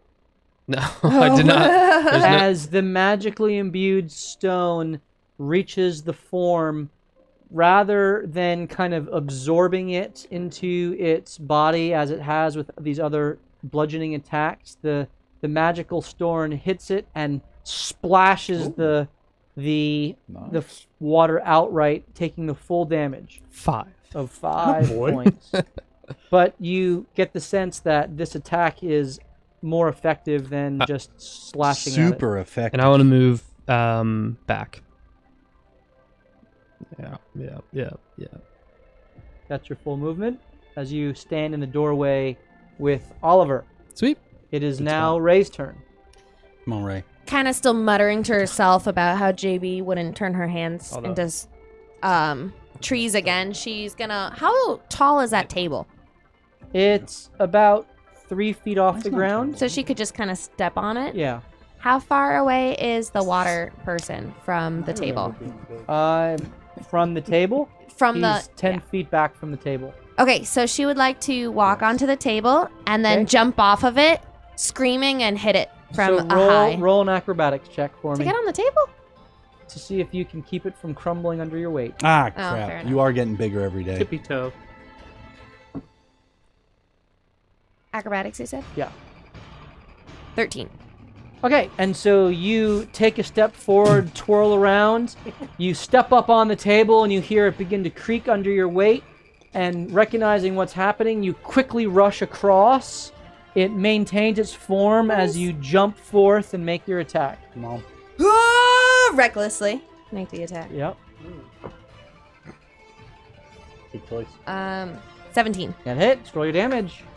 As the hammer comes slashing down through the middle Poor choice. and splashes forth the form of the water, which then quickly recollects itself, 5. doing very little damage. Can I have Savage Attacker, please? I really liked that. You should take that feat. I will when I have an option of a feat. Yeah. Next and, level. And Great Weapon Master. And that. Just also die very good. already! As you position yourself in front of the creature again, JB, you are up. You're concentrating on the ice spell to your left. Yes, and so I will shout some random non-magical words. And the ice wall will just turn into a bunch of ice spikes and travel quickly in the air towards Ray. What's the movement speed on this guy? Anywhere within 60 feet.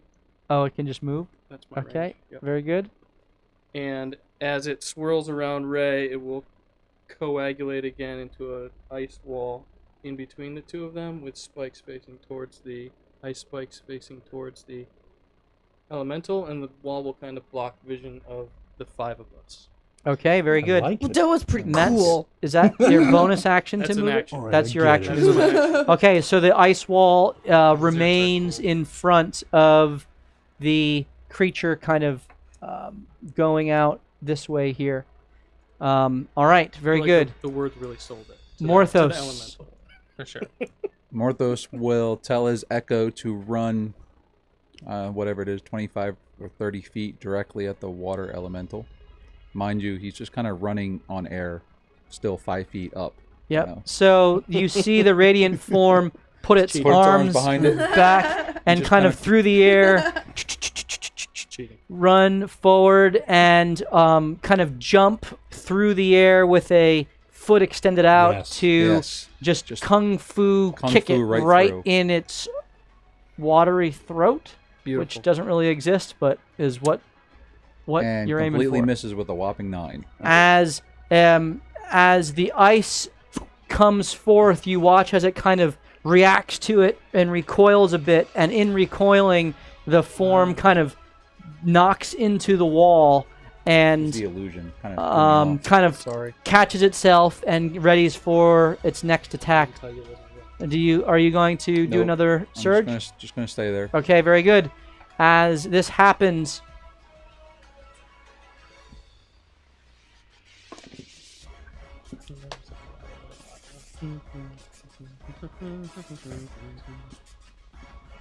Goes that way, huh?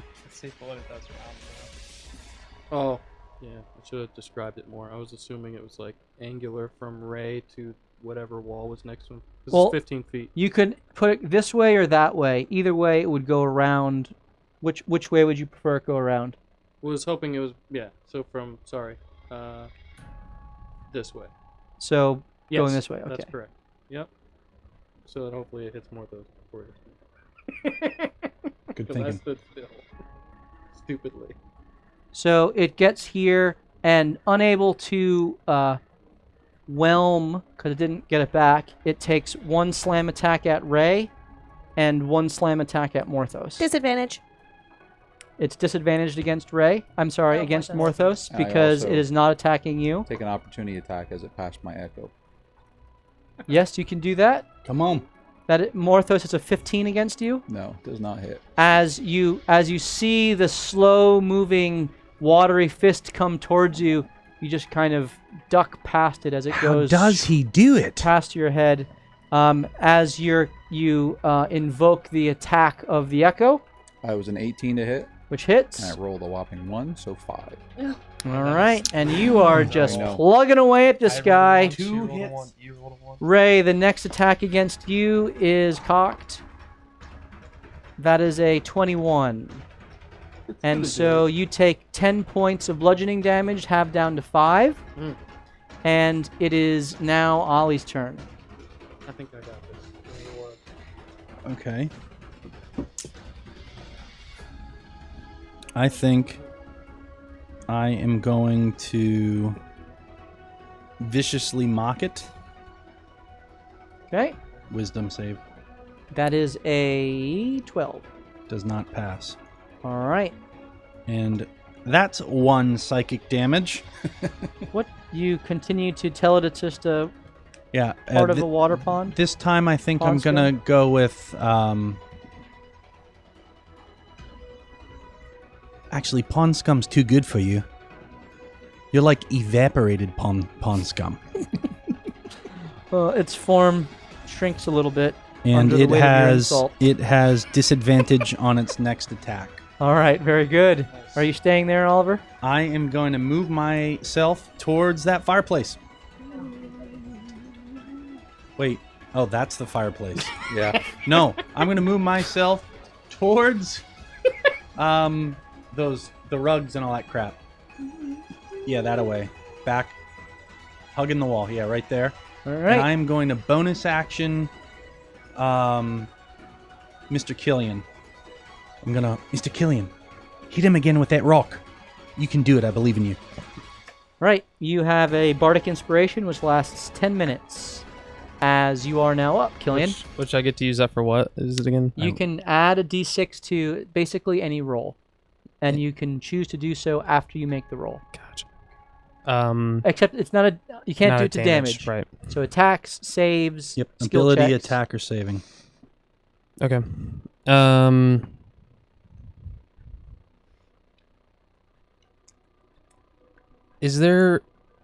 Was there wood in the fireplace looking thing while I was over there? Did I see that? There is no wood in the fireplace, nor is there any soot. Okay. Oh, that's weird. Are you cold? Is that why you're trying to light the fire? That's I'm just okay. Well, Just I'm going to magic stone this guy again. All right, make your attack. It is a... What is it? 20. That hits. And your damage. As the Oh my stone goodness. plunges into its form 5. and Fifth row. it continues to But shrink that's as full. you all roll ones pathetically. Ew. Ray, you are up as it just smashed its watery tendril into you. I would like to stand in front of JB. Oh, So you kind of shift your position to Okay, that was kind of cool, JB. And I'm gonna attack it roll your attack. recklessly. Yeah. Is she on the table? She is on the table. 15. 15. So as you stand up there and you kind of jump up and come down, you smash into its form, and as your weight kind of rests on the table, the entire table Well, now we got some legs break down, and you smash into the floor. You maintain your position, but the table is now flat against the floor. 7. Okay, 7 damage. I'm gonna kind of clear my footing and just kick the wood back Okay, the table is towards the flat, fireplace. flat against. We're really working the fireplace angle Yep. here. Yep. He said it was.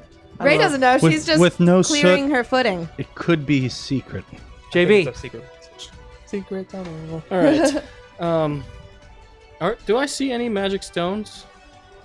They have impacted in the form and then kind of fallen to the ground wherever they are. They lose their magic upon impact.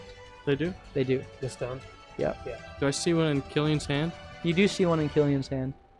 If I were to request him to open it, is he allowed to open his hand Sure.